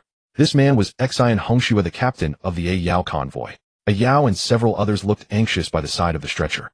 Seeing Hu Bin walk in with the first aid kit was like seeing a lifeline. "Captain, who please save my father." Yao called out, who was 𝑃's daughter. No wonder she was so worried. "Don't worry, Miss Yao, I will find a way." 𝑃 had sustained a severe blow to the chest, particularly at the heart, which was bleeding profusely. He lay on the stretcher pale, breathing shallowly. Hu Bin had examined his injuries, which were caused by a disaster weapon. It was unclear what kind of weapon had caused such a deep wound. If he were an ordinary person, he would have been dead long ago. Even an awakened one was hanging by a thread. "You all go outside first, I will think of a way." Hu Bin used scissors to cut open the clothing around the wound. Yao hesitated, and Hu Bin turned his head. "Go outside. Whether or not I can save your father depends on fate." Yao nodded, taking everyone outside. Suddenly a hand reached out and grabbed Yao's wrist. Yao turned back in surprise. Dad. 𝑃 on the stretcher moved, struggling to open his eyes. Everyone was both shocked and delighted. Yao bent down. "Dad, what do you want to say?" 𝑃's mouth moved, but he was gravely injured and could not make any sounds. Hu Bin approached, releasing 𝑃's wrist, and said to Yao, "Miss Yao, you should go out first." Reluctantly, Yao turned back 3 times as she walked away. 𝑃 on the stretcher suddenly became agitated, reaching out his hand, but feeling powerless. Hu Bin pushed Yao and the others out, leaving only him and the other party in the tent. At this moment, Hu Bin's face could no longer hide its sinister expression. The blood from his chest continued to seep out. Hu Bin not only did not stop the bleeding, but instead pressed down hard with both hands. Dark red blood gushed from the heart. 𝑃 struggled painfully, his eyes wide open. Hu Bin leaned down, whispering in his ear, "Your convoy has many people, who as a guide you managed to keep over 50 ordinary people alive, which I cannot do. However, I must thank you for the gift you sent. My heaven-slaying convoy has grown larger. Don't worry, your daughter is very beautiful. As long as she behaves, I will take good care of her." While speaking, he increased, "Awakened ones are not so easily killed, even with the blood bursting from their chests." 𝑃 continued to struggle. He mobilized the last trace of spiritual power within him to warn those outside the tent. Everything was too late. Hu Bin had somehow acquired a silver needle in his hand. He urged his spiritual power, stabbing it fiercely into 𝑃's temple. The violent struggle abruptly ceased. 𝑃's eyes bulged, his body lay stiff on the stretcher, mouth agape. A cold smile of triumph crept onto Hu Bin's lips. He closed 𝑃's unblinking eyes and shouted, "Brother, wake up." The shout from inside the tent caused Yao and the others outside to change their expressions drastically. When everyone rushed in, they saw this scene. The bandages in the first aid kit had been hastily torn open. Hu Bin was pressing down hard on 𝑃's heart. Even though the other party had already passed away, Hu Bin continued to press down on his heart. Blood flowed uncontrollably between his fingers. "Dad!" Yao cried out, heart-wrenchingly, rushing forward. The faces of the others were filled with sorrow. By the time Tian Wenhao entered the tent, it was already too late. Hu Bin despondently stopped his actions, looking at Yao with eyes full of guilt. "Yao, we did our best. Please accept my condolences." Having lost their captain, everyone was at a loss. Tian Wenhao looked at all this suspiciously and silently exited the tent. Tian Wenhao knew exactly what Hu Bin had done. He had examined 𝑃's injuries. Even if he couldn't be saved, it shouldn't have been so quick for him to breathe his last. In the distance, Zhang Yang had already placed a metal oil drum on the roof rack of the yellow SUV. He was holding 4 straps, securing them. Indeed, 30 minutes had passed, and Zhang Yang had 4 more straps in his hand. This time he did not dare to be negligent, and immediately awakened the system to generate the awakening serum. The generation of the awakening serum takes 48 hours, but fortunately time is on his side. Zhang Yang was in a good mood, as the 4 brand new straps firmly secured the metal oil drum. Even his son was left in the car, and the footsteps behind him made him perk up his ears. Turning around, he found it was Tian Wenhao, and Zhang Yang jumped down from the roof of the car. He opened the car door and held his son in his arms. Tian Wenhao couldn't help but admire him inwardly. Zhang Yang was reclusive, cold, and unfriendly, and it was precisely this character that was most suitable for survival in the apocalypse. But he absolutely had nothing to say about the child, just like a protective kangaroo. Later, the nickname Kangaroo would always accompany Zhang Yang. The first thing he did after getting out of the car was to hold his child in his arms. Little Shua had also become accustomed to the sense of security brought by his father and obediently nestled in Zhang Yang's embrace. Do not trust anyone, not even friends you believe in. 𝑃 is dead. Was it Hu Bin? Zhang Yang's first reaction brought comfort to Tian Wenhao. This person was not only calm, but also smart enough. Sun Jian has told me everything about you. It doesn't matter. Do you want to leave the convoy? Not at the moment. Aren't you afraid that Hu Bin will find out that you are not an awakened one? Tian Wenhao thought he held the upper hand, but Zhang Yang still appeared indifferent. Aren't you afraid that Hu Bin will discover that Sun Jian is the guide? Both had leverage over each other, and they couldn't help but smile at each other. Sit. Zhang Yang was surprisingly polite, and actually offered the moon share to Tian Wenhao. Tian Wenhao did not decline, and sat down casually. Zhang Yang continued to hold his son, taking out 2 oranges from his pocket. After hesitating for a moment, he tossed one to Tian Wenhao. Tian Wenhao was somewhat surprised, and carefully peeled the orange. Save the peel for me, I have a use for it. Tian Wenhao placed the orange peel on the camping table, and grew more appreciative of Zhang Yang. Leaving Hu Bin, let's form our own convoy. In our convoy there are no ruthless killings, no abandoning friends. All that exists is cooperation and fairness. Tian Wenhao's grand vision was highly enticing. However, Zhang Yang just laughed. Don't you find it ridiculous, fairness and cooperation? Haha, I can't do that. Zhang Yang didn't want to hide, he didn't want to be a saint. Nonsense. Fairness in a world where the weak are preyed upon by the strong. That 𝑃 was a living example. He, a guide, took over 50 ordinary people to risk everything for supplies. What was the point of that? The amusement in Tian Wenhao's eyes grew stronger. You know, Zhang Yang, what I fear most is that you say you can do it. Zhang Yang was taken aback, looking at him in confusion. Tian Wenhao stuffed a peeled orange segment into his mouth. I can't do it, either. What nonsense cooperation. But fairness should at least exist. We are humans, not beasts. Zhang Yang was somewhat swayed. We are all egoists, you for your son, we for survival. And my wife, I have to find her, Zhang Yang said. As long as humanity survives, civilization will endure.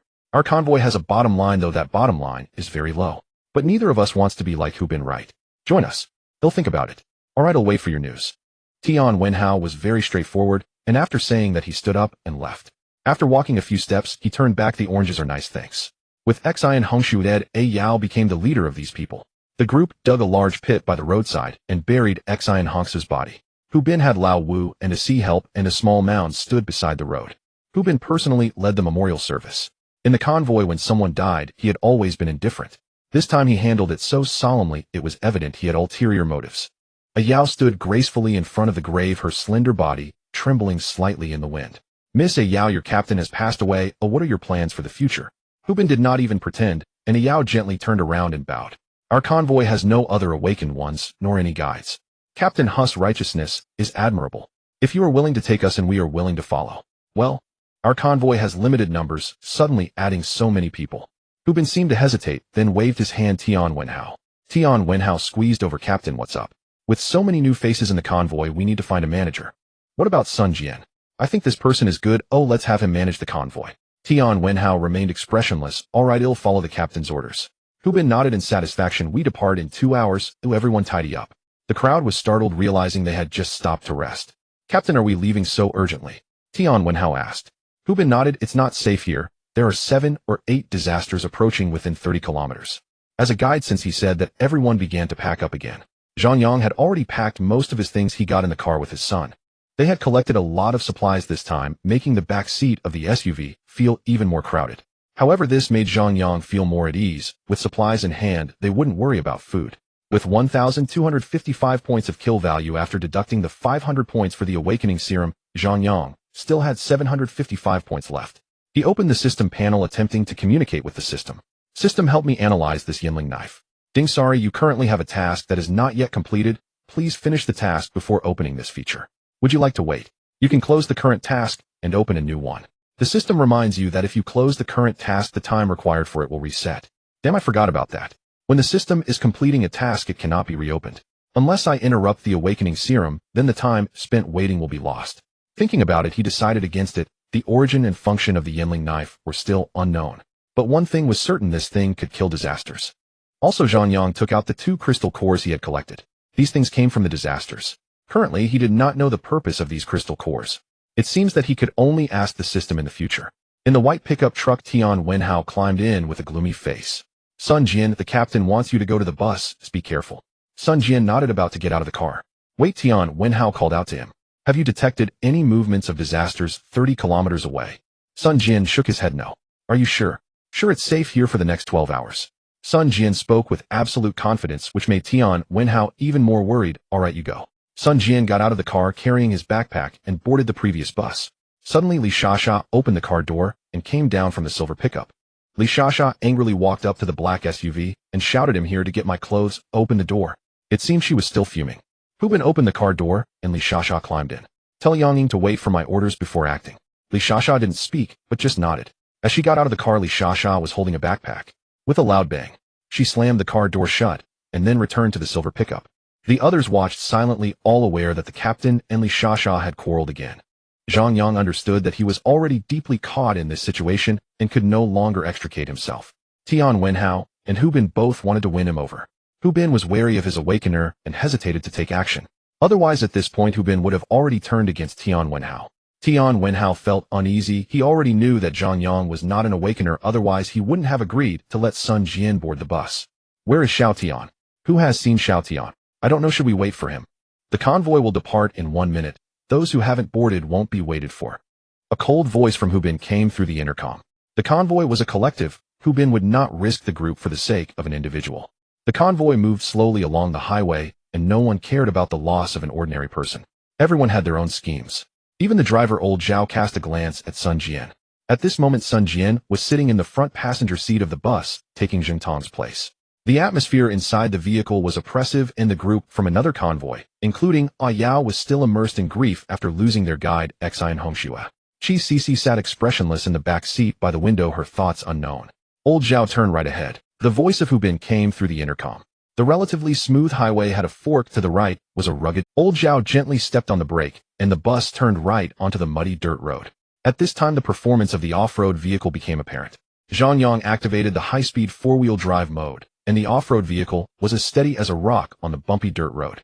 The bus was clearly struggling a bit, with only the fuel truck behind, Ahu moving even slower. The tank of the fuel truck had been left at the gas station, and its empty bed was packed with members of Ayao's convoy. The elderly women and children boarded the bus, while Asi shamelessly stayed on the bus pretending to be an injured person. As for the strong man Old Wu, he went to the fuel truck bed. Since Zhang Yang had broken Asi's fingers, both Asi and Old Wu, who had once been arrogant, had lost their former boldness after Zhang Tong's death.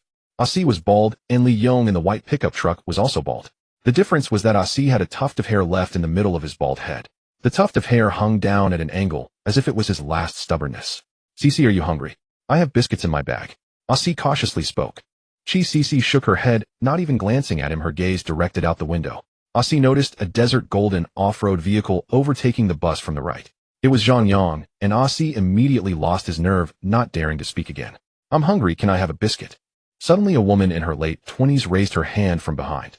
Although the woman was somewhat attractive, she was not as good-looking as Chi Cici, with a black mole on her left eyebrow. Asi turned around, momentarily stunned. Then, awkwardly shaking his head, he said, "I'm sorry, I forgot that I ate them all yesterday." Not discouraged after failing to get a biscuit, she said, "Anything else would be fine. Oh, we've been hungry for 2 days." Asi awkwardly chuckled again. "I don't have much left. Let's wait until we take a break, or we should listen to the captain." The woman pouted, giving him a disdainful glance.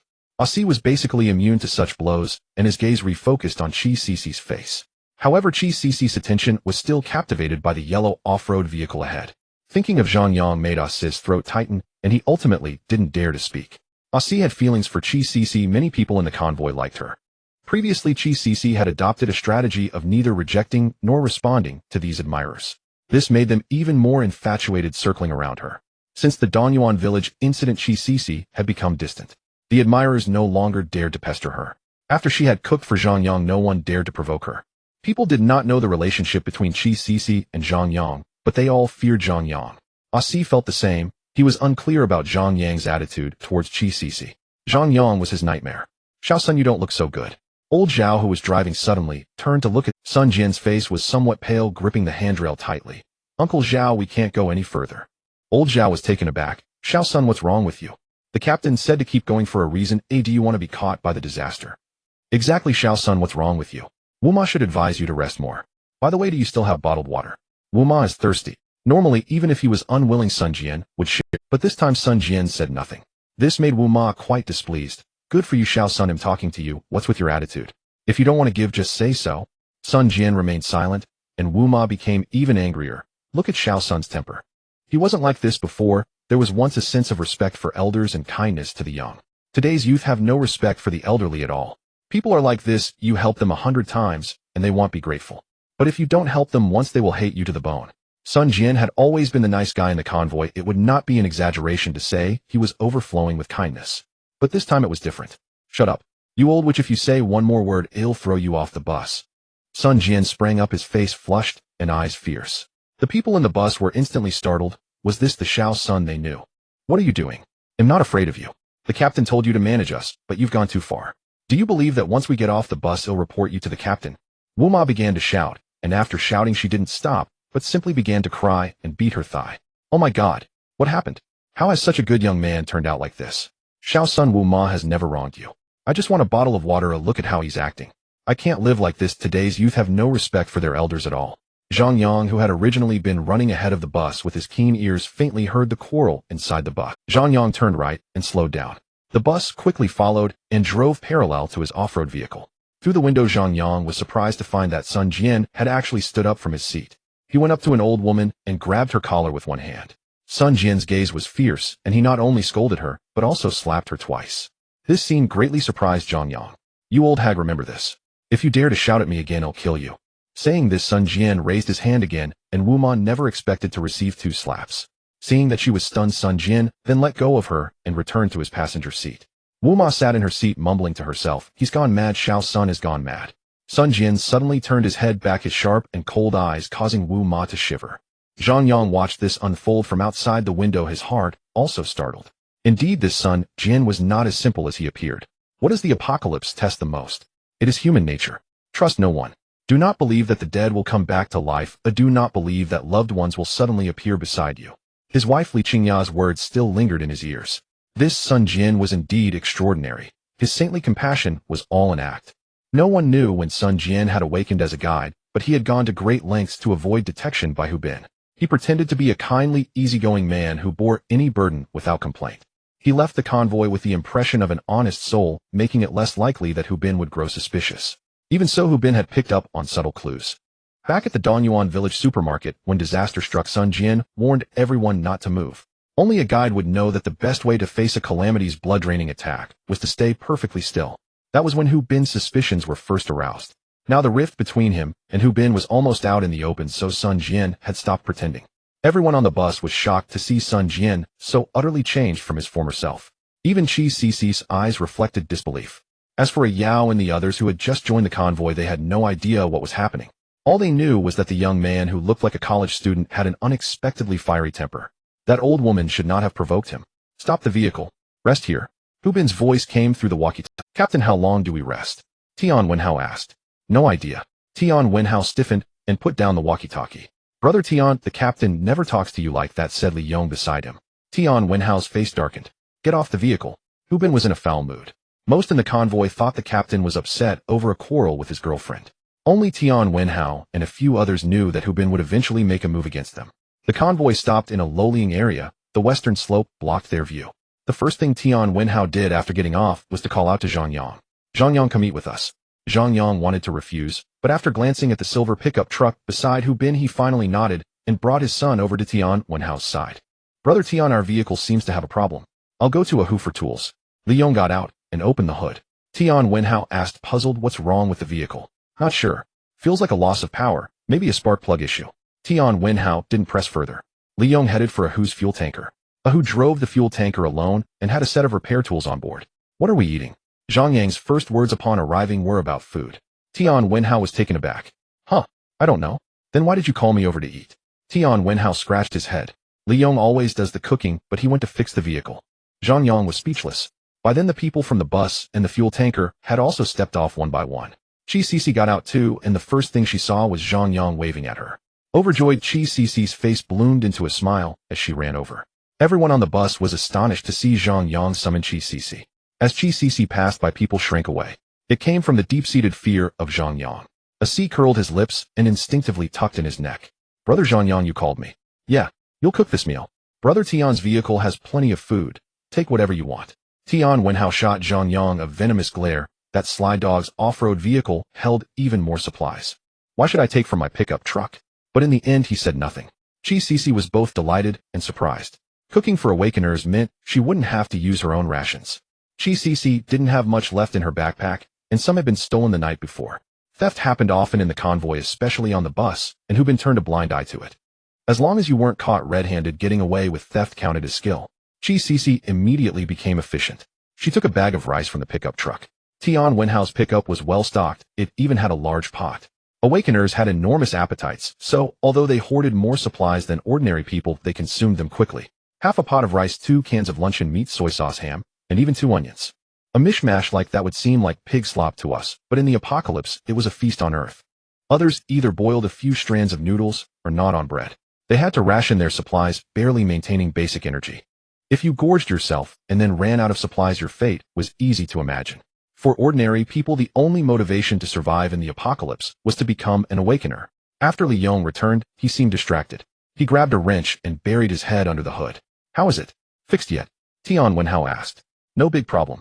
Almost done. Later go gather some firewood." "Sure, brother." Zhang Yang sat in his moon chair, with little Shuashuo curled obediently in his arms. "Aren't you a fire awakener? Just blast a few flames under the pot, won't that work?" Zhang Yang teased him. "Screw you. That would waste spiritual energy. You're a warrior sequence. Why not go chop down a few trees? Xiao Sun, come with me for a moment." 𝓃 Wenhao had just spoken when he saw Hu Bin walk up to the bus and call Sun Jian down.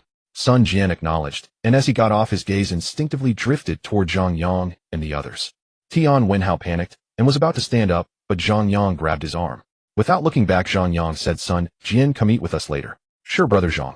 Sun Jian's voice came from afar. Hu Bin's face darkened as he led Sun Jian away. 𝓃 Wenhao breathed a little easier. With Zhang Yang's words, Hu Bin wouldn't act rashly. The aroma wafted from the iron pot. 𝓃 Wenhao sniffed. "So fragrant. Nice cooking." The meal was soon ready. 𝓃 filled a large bowl to the brim. 𝓃 Wenhao inhaled deeply. "Li Yong, stop fiddling and eat first." Li Yong responded. 𝓃's first bowl wasn't for 𝓃 Wenhao. She handed it to Zhang Yang. 𝓃 Wenhao froze, thankful he hadn't reached out. He had assumed the first bowl was for him. 𝓃 gave him an apologetic smile. "The child is small, he eats first." Everyone's starving, 𝓃 Wenhao chimed in. Zhang Yang picked up the spoon, blew on it, and only fed his son when the porridge had cooled. Little Shuashuo wasn't picky and ate with relish. 𝓃 Wenhao praised 𝓃's cooking endlessly, making her repeatedly murmur thank you. In this way, the convoy split into 2 camps, 𝓃 Wenhao, Zhang Yang, and their group on one side, Hu Bin, Li Shasha, and Yang Ying on the other. The rest gathered in small clusters. A Yao and his group had almost no supplies of their own, so Hu Bin distributed some from the convoy stock. That made a Yao and the others deeply grateful to their captain. Zombies. Zombies are coming. The problem lies with the position of the earth slope on the west side, where the guards detected the zombies. During the resting period of the convoy, there are always people specifically assigned for vigilance. The guards quickly detected the movement of the zombies. Everyone was shocked as Zhang Yang returned to the vehicle and took out the Calamity goose feather blade. After thinking for a moment, he hung the goose feather blade at his waist and retrieved a climbing pick from the passenger seat. The climbing pick is more effective against zombies. Suddenly Zhang Yang was stunned, a gigantic dilemma exposed before him. He was an awakened one. Once he engaged in battle with the zombies, he would immediately reveal his identity. At that time, Hu Bin would know he was not an awakened one, and would immediately turn against 𝓃 Wenhao and the others. "Zhang Yang, there's no need for you to come over. A few zombies are manageable, you should take care of the child first." At that moment, 𝓃 Wenhao, who had already rushed up the western slope, shouted back. It was evident that 𝓃 Wenhao also understood the current situation, so he asked Zhang Yang to stay at the camp. On the slope, Hu Bin sneered. "𝓃 Wenhao, why don't you let Zhang Yang come up? I want to see the power of his warrior sequence." Indeed, we would love to witness a warrior sequence capable of slaying calamities. It was Li Shasha who spoke, while Yang Ying observed coldly from the side. "Someone has to take care of the child. Do these few zombies warrant a captain's attention?" On the other side of the slope, there were about 7 or 8 zombies. The zombies still retained some sense of smell and were heading towards the camp. Perhaps Hu Bin was still uncertain, only letting out a grunt. "Sun Jian, you gather everyone. We will set off in 3 hours." It turned out that Sun Jian, who was assigned by Hu Bin to guard the western slope, was the one in charge. Sun Jian acknowledged, and as he descended the slope, Hu Bin gave him a meaningful glance. On the surface, 𝓃 Wenhao appeared calm, but inside, he was already tumultuous. If it weren't for the fear of Zhang Yang's warrior sequence, Hu Bin would have acted long ago. But this wouldn't remain hidden for long. It seemed that tonight he would need to find an opportunity to secretly leave the convoy. 7 or 8 zombies staggered towards them, and 𝓃 Wenhao was poised to strike, but before he could make a move, Yang Ying next to him unleashed a stream of black gas from her mouth and nose, wrapping it around a zombie's head. With a gentle twist, the zombie's head was sent flying. Li Shasha waved her hand, and a boulder the size of a basketball rose into the air, crashing down onto the head of a zombie in front. Soon the 7 or 8 zombies lay dead on the ground. Tian Wenhao ultimately did not make a move, begrudgingly descending the slope. On the slope, Hu Bin with Li Shasha and Yang Ying on either side had their gazes fixed on Zhang Yang and the others. The convoy rested for 3 hours, and after finishing their tasks some began to sleep. Zhang Yang packed his things back into his off-road vehicle, and Xiao Shua also seemed a bit sleepy. Qi Sisi looked at him with eager eyes, hoping that Zhang Yang would speak. If she could get on Zhang Yang's off-road vehicle, she would be willing to work like a horse. However, she was disappointed as Zhang Yang didn't even glance at her. It was as if this person in front of her didn't exist. Zhang Yang got in the car with his son and closed the door, leaving Qi Sisi standing there with a face full of disappointment. A few seconds later, she gathered her backpack and silently returned to the bus. The people in the bus kept their distance from Qi Sisi, and Asi shrank in his seat, not daring to make a sound. Everyone knew that Qi Sisi belonged to Zhang Yang. Although it seemed she had no real relationship with Zhang Yang, Qi Sisi had become someone whom people on the bus dared. Yao seemed to have heard about Zhang Yang's deeds and proactively initiated a conversation with Qi Sisi. "Hello Qi Sisi, I want to ask, is Zhang Yang really that amazing?" "I don't know," Qi Sisi replied honestly. But to Yao's ears it sounded like the other party simply didn't want to say. "Then could you help me introduce him? I have some questions I want to ask him." Qi Sisi shook her head again. "You can ask him yourself." Yao fell silent and immediately stopped talking to her. The bus was packed with people, but fell into a collective silence of determination. Sun Jian, looking exhausted, boarded the bus, and everyone was resting in their own ways. Resting and sleeping on the bus was definitely uncomfortable. In contrast, the awakened ones were much more at ease. The awakened had 2 people per vehicle at most, and when the back seat was reclined it became a comfortable bed. In the apocalypse, no traffic police would check whether your modifications were legal. Zhang Yang even removed a back seat entirely to save more space.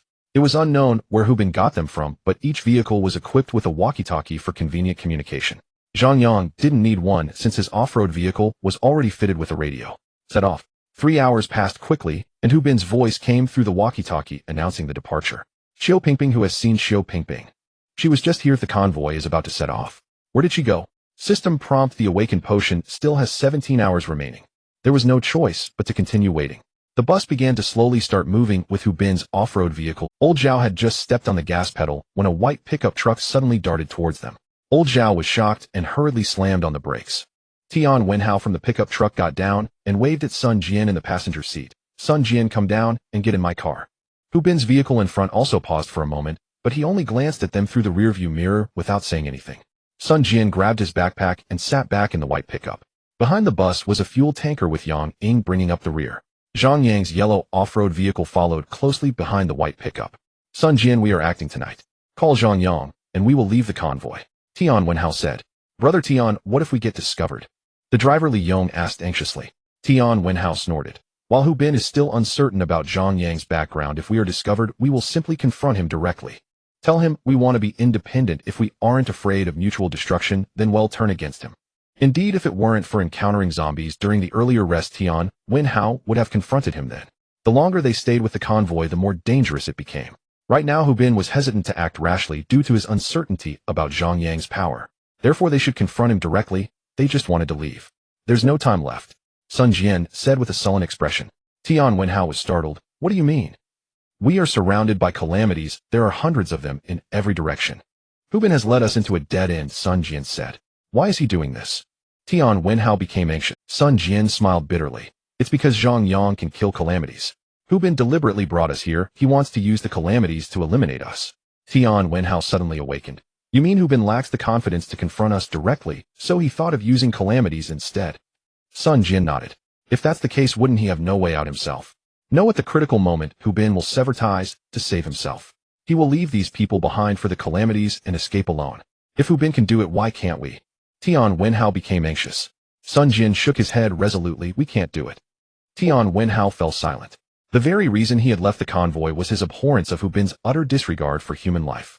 Though he himself was an awakened, he could never bring himself to treat ordinary people as disposable as Yang Ying did. Even though the social order had crumbled, there were still those who clung to their moral principles. "Do you have any good ideas?" Tian Wenhao asked. "No." Sun Jian shook his head without hesitation. As the Pathfinder, he could clearly sense that they had driven themselves into a dead end.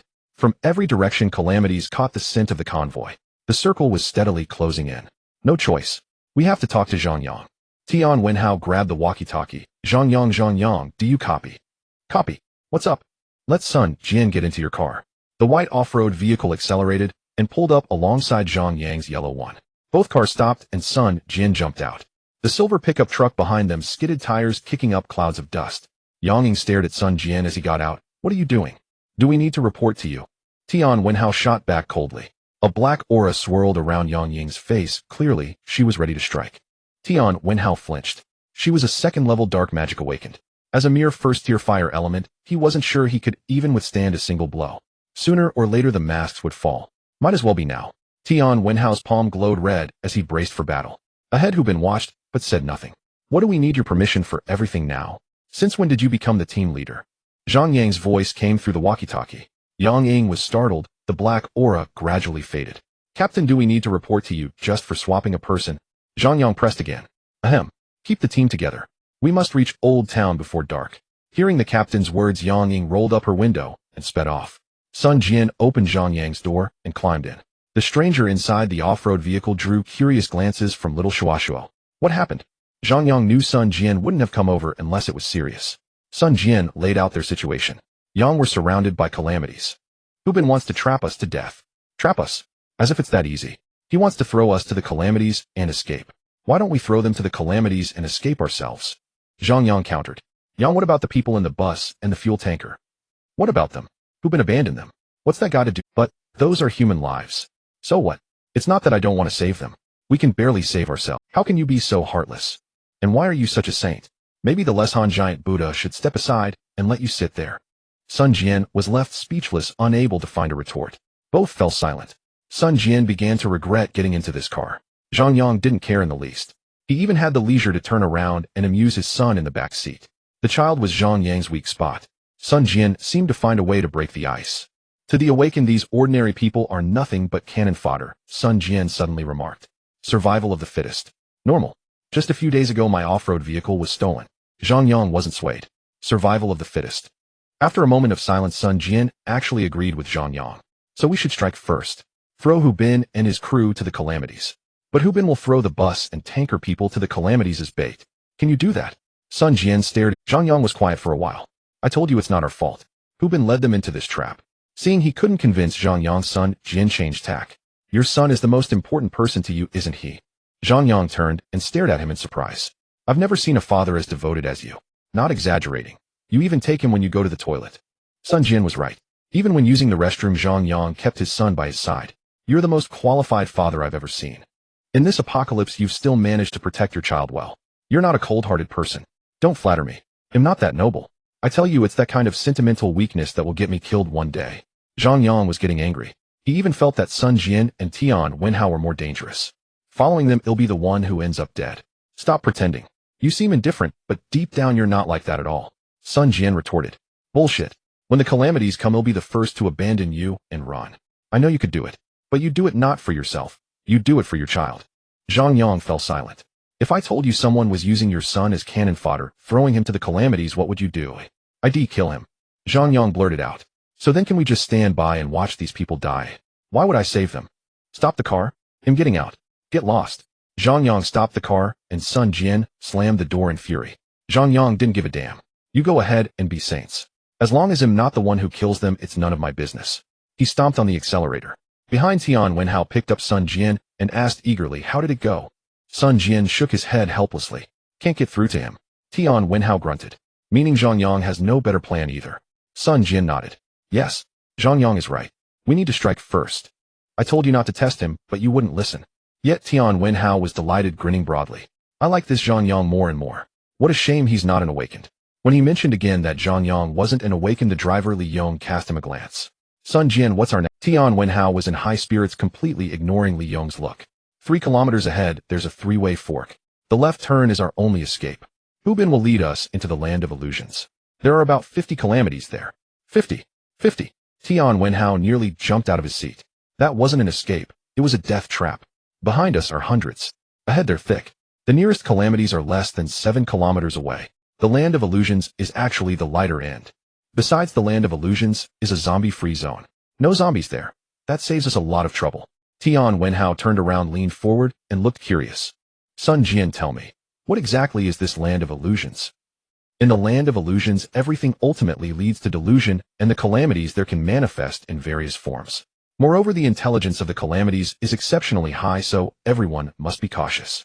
Awakened as a guide, Sun Jian possesses an unusually keen perception of the calamities. When will Hu Bin strike? Tian Wenhao pondered. The convoy has just added more members. Hu Bin wants to establish his authority. He needs these people as stepping stones. Therefore, he will first make sure they blindly follow him. He won't act against us before we reach the land of illusions, Sun Jian said. Tian Wenhao nodded. Once we arrive at the land of illusions, we will take action. First, divert Yang Ying to deal with the calamities while I ambush Li Shasha from behind. We must catch her off guard and seriously injure her. Li Yong, you drive and be ready at any moment. This is our only chance. The other two nodded in agreement, and everyone finalized their plan. Sun Jian contemplated. Hu Bin is naturally suspicious. To divert Yang Ying, he must make a show. Tian Wenhao paused. Make a show. Sun Jian nodded. Zhang Yang must wield the Yanling blade, which can inflict damage on the calamities. Even if he hasn't awakened, he can still hold them off for a moment.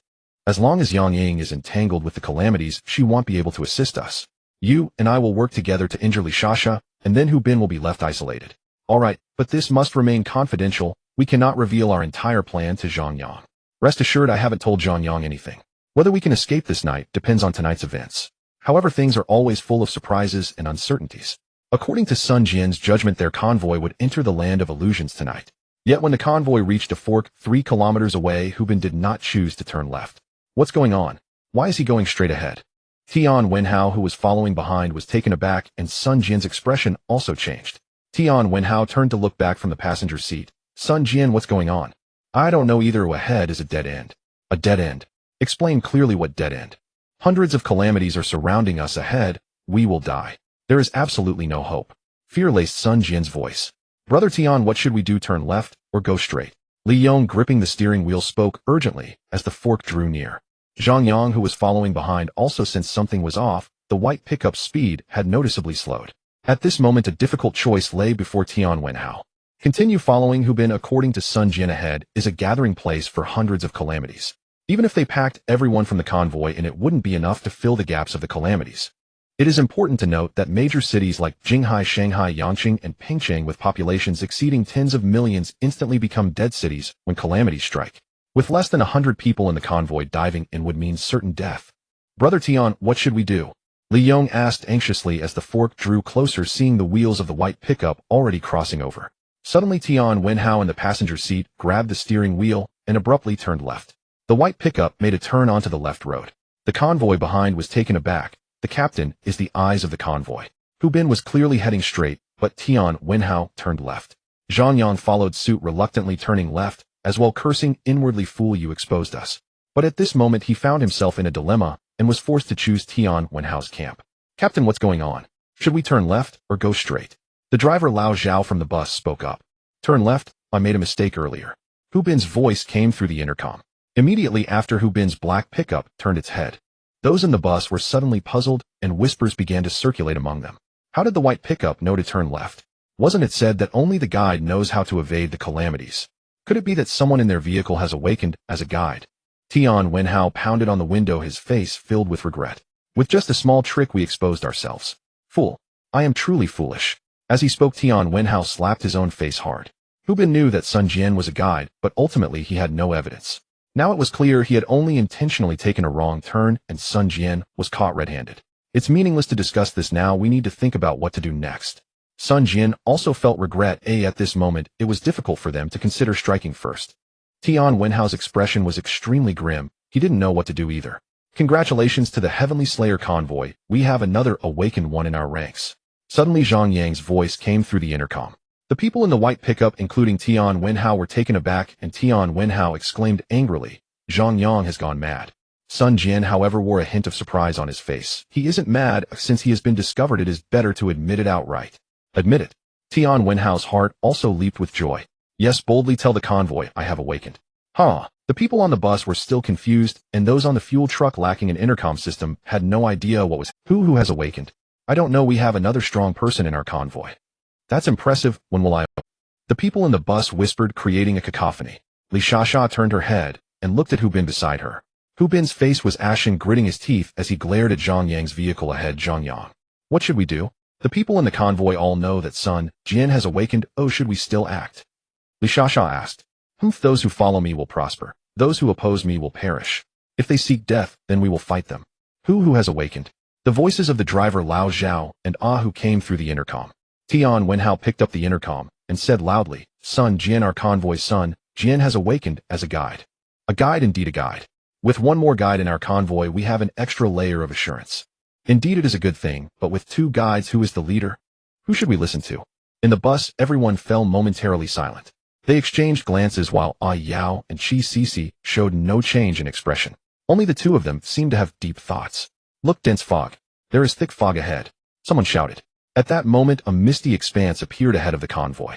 The white pickup was the first to plunge in, and Sun Jian's voice came through the intercom. Hello everyone, I am the newly awakened guide Sun Jian. Maintain a safe distance in the convoy. Under no circumstances should you fall behind. I repeat, follow the vehicle in front closely, and do not fall behind. Hu Bin was gritting his teeth in anger, his hands gripping the steering while trembling slightly. As they entered the fog zone, everyone was extremely tense. Visibility was extremely low, and only the flickering fog lights of the vehicles ahead could be vaguely seen. On the roadside, a rusty sign precariously displayed 8 large characters. Welcome to the land of illusions.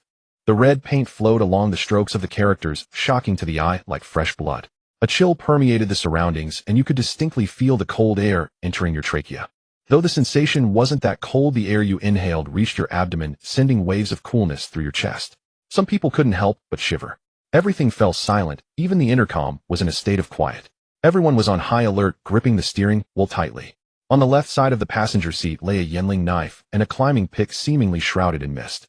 The people inside the bus were better off, at least beneath the ironclad exterior, they could find a sliver of security within. Yet there was really no sense of safety at all. The unfortunate ones in the back of the fuel truck were obscured by the thin fog, making it hard to see their surroundings. You had no idea where the calamity might suddenly emerge from, ready to sweep you away. At this moment, you couldn't afford to drive too fast, for you were unaware of what lay ahead. But you also couldn't drive too slowly, as you didn't know when a disaster might spring forth from all sides. Everyone was tense and highly on guard. Zhang Yang occasionally turned back to check on his son in the child seat in the back. A row of 3 seats had been reduced to 2. Only the single seat behind the passenger seat remained occupied by a child's seat. Little Shua seemed to sense the danger, remaining unusually quiet. The white pickup truck led the way, followed closely by Zhang Yang. Behind Zhang Yang was Hu Bin, followed by the bus and the fuel truck with Yang Ying's silver pickup bringing up the rear. Why is it getting dark so fast? Don't talk, keep your voice down. The people in the fuel truck's bed huddled together desperately, as if that would make them. Zhang Yang's palms were slick with sweat as he gripped the steering wheel. The others were no better off. A shadow flashed across the misty sky. The people in the fuel truck began to stir restlessly. What is that? I don't know. I'm scared, I don't want to die yet. What good does fear do? Everyone hugged tightly to each other. Don't let go, someone suggested. This was effective. If calamity struck, others might still have a chance to save you. Thus the people in the fuel truck embraced one another. Oh. A chilling caw of crows echoed from above. It turned out that the shadow was just a few of them landed on a dry branch by the roadside. The crows stood on the branch, looking down coldly at the slowly passing convoy. You could clearly see the blood-red eyes of these crows. Indeed, the crows' eyes were blood-red, just like the blood moon in the sky. Stop, turn off the engine. Suddenly from the white pickup truck, Sun Jian's anxious voice rang out. Li Yong slammed the brakes, and Sun Jian quickly pulled out the car key. The pickup truck instantly shut off, surprising Zhang Yang behind, who followed suit and turned off his engine. The trailing vehicles also came to a halt. In the middle of the road, a chilling scene suddenly unfolded. An old woman, hunched over, appeared holding a goat by its leash. The old woman was hunched with a cane in her left hand and a white goat in her right. She was blind in one eye, her left eye a dark abyss like an endless chasm. The one remaining right eye of the old woman was also blood-red, just like the crows in the tree. She was surprisingly bound-footed, dressed in an outfit reminiscent of the Republic of China period. Though she held a cane, the old woman walked silently. She moved with tiny, quick steps, as if her feet barely touched the ground. She appeared to float over, arriving at the window of the white pickup truck. The long-bearded goat surprisingly stood. The goat's eyes were also blood-red, and when it stood up, it reached a height of about 1.5 meters. Standing upright, it resembled a human, except it had hooves instead of hands. These were 2 calamities. Have you seen my eyeball? The old woman stared blankly, leaning against Li Yong. Li Yong, terrified, felt his hair stand on end. His mouth moved slightly. Until Sun Jian made a shushing gesture, Li Yong finally dared not make a sound. Have you seen my eyeball? The old woman repeated her earlier words, her blood-red right eye scanning the inside of the box. The white goat bleated, and a strong smell of goat musk wafted in. Tian Wenhao and his companions dared not move, as if they were petrified. Seeing that no one in the white pickup truck responded, the old woman slowly turned around to look at Zhang Yang's off-road vehicle. Zhang Yang's heart raced. He was relatively unfazed. His son would surely cry at this scene. The sound of crying would provoke calamity, and the consequences would be unimaginable. He extended his right hand, slowly reaching for the Yinling knife on his right. Sure enough, the old woman approached Zhang Yang. This time, she wasn't leading the goat, but was instead guiding it. The upright goat followed the old woman towards the yellow off-road vehicle. Hu Bin behind was eagerly anticipating that Zhang Yang would take action. He wanted to witness firsthand how formidable the warriors capable of slaying calamity truly were. Have you seen my eyeball? The old woman tapped the window of the off-road vehicle with her cane. Zhang Yang, quick-witted, leaned back his seat before the old woman could reach him, hastily covering his son's eyes.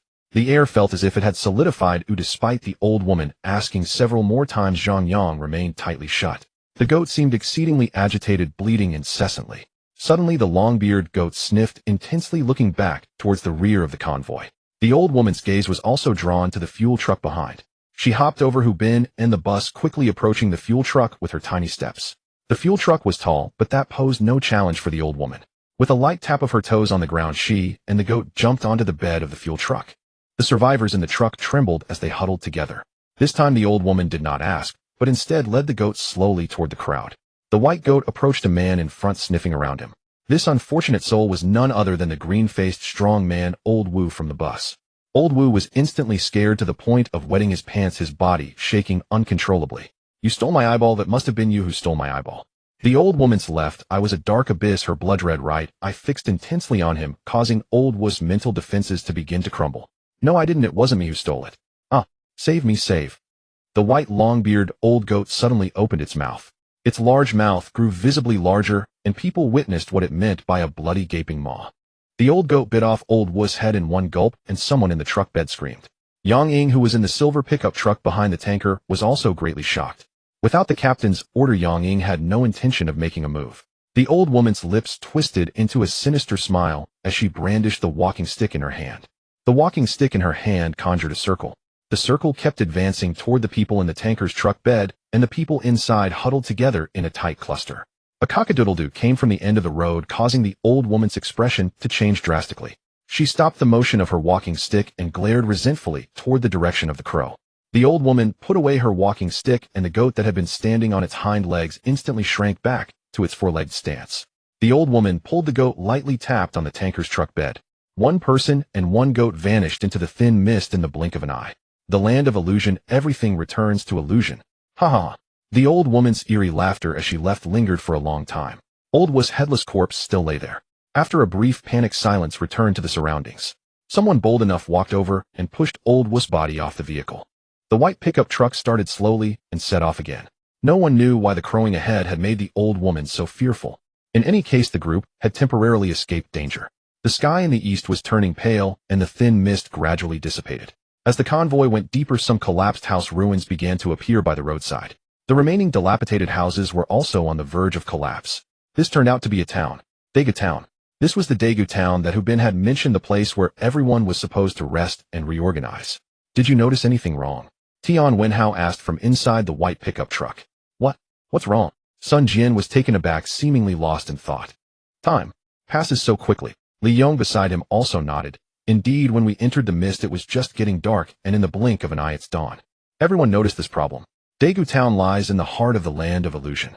The flow of time here is exceptionally fast. With the first ray of morning sunlight, the earth welcomed a bit of warmth. Only the sunlight, although the thin mist had dispersed, the sunlight seemed to be covered by a layer of gray. It was like light shining through a plastic bag, or more like the sunlight on a hazy winter day. Daegu town, everything here was eerily quiet. The entire town had become ruins with collapsed houses and rotting food.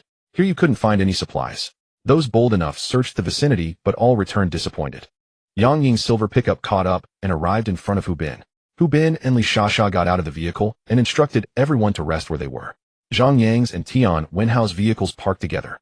Even the dullest survivors on the bus and tanker could tell that the awakened had split into two factions. After all, Hu Bin was still the captain, and the survivors all sided with him. This added a hint of smugness to Hu Bin's face.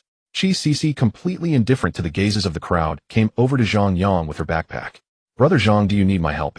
Zhang Yang was actually reluctant, but seeing the courage with which Qi Sisi had come over, he nodded anyway. Qi Sisi was very happy, but Tian Wenhao and Sun Jian looked grim. What does that crowing mean? Why did the Calamity crone run away in fear when she heard it? Tian Wenhao asked. The normally silent Sun Jian spoke up. That's a higher tier calamity. Higher tier. Yes, awakened individuals are divided into different grades based on cultivation levels, and calamities are the same. Sun Jian's words greatly shocked Zhang Yang and the others. Calamities also had levels. Hu Bin had never told them this before. Except for the guide, the other awakened knew very little about calamities.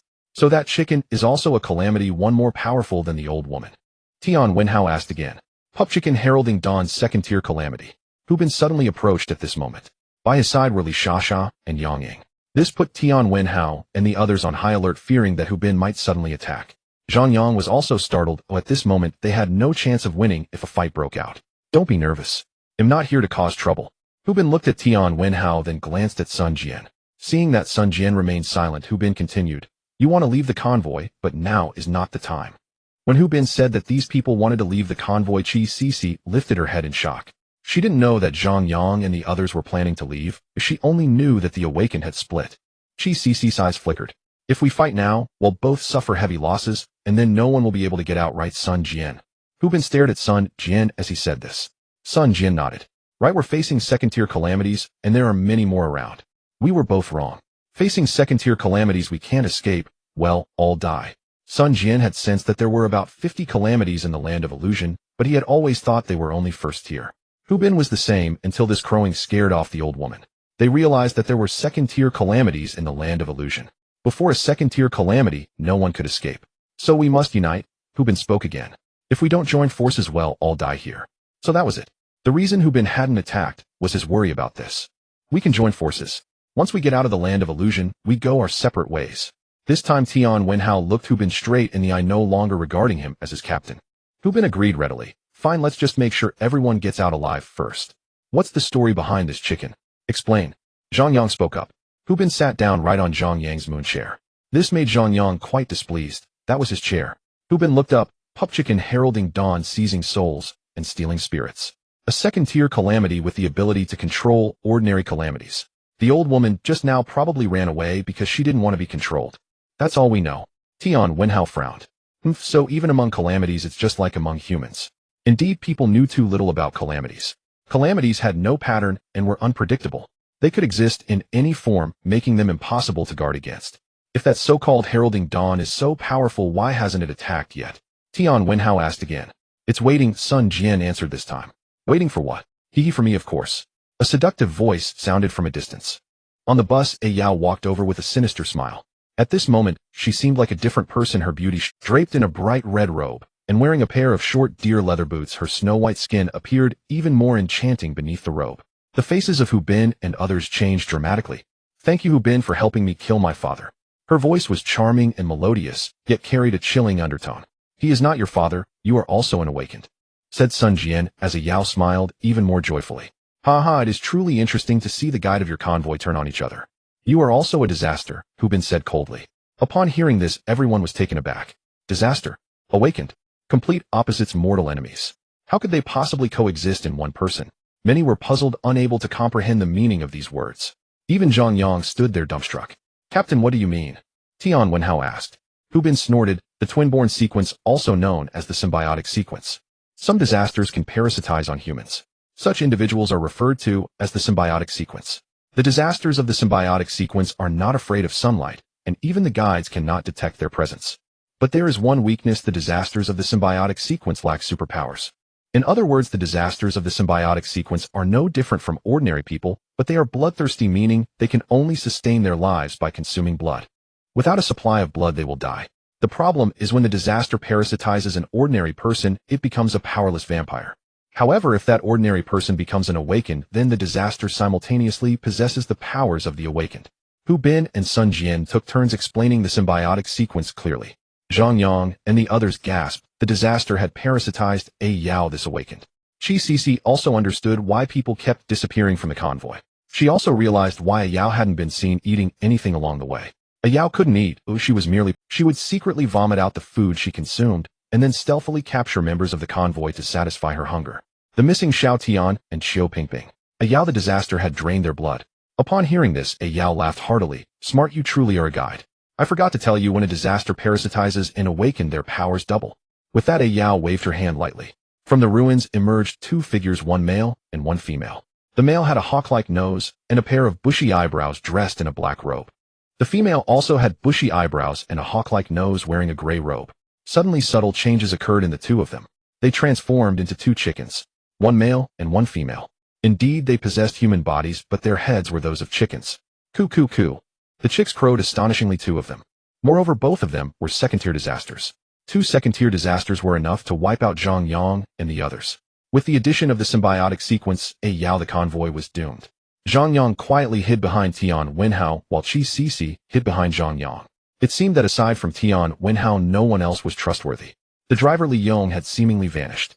Hu Bin merely glanced coldly as Li Shasha and Yang Ying had already made their move. The Earth type awakened, and the second-tier Dark type magic attacked the two disaster chicks from both sides. The people in the convoy immediately panicked with screams echoing throughout. Undoubtedly, this would attract more disasters.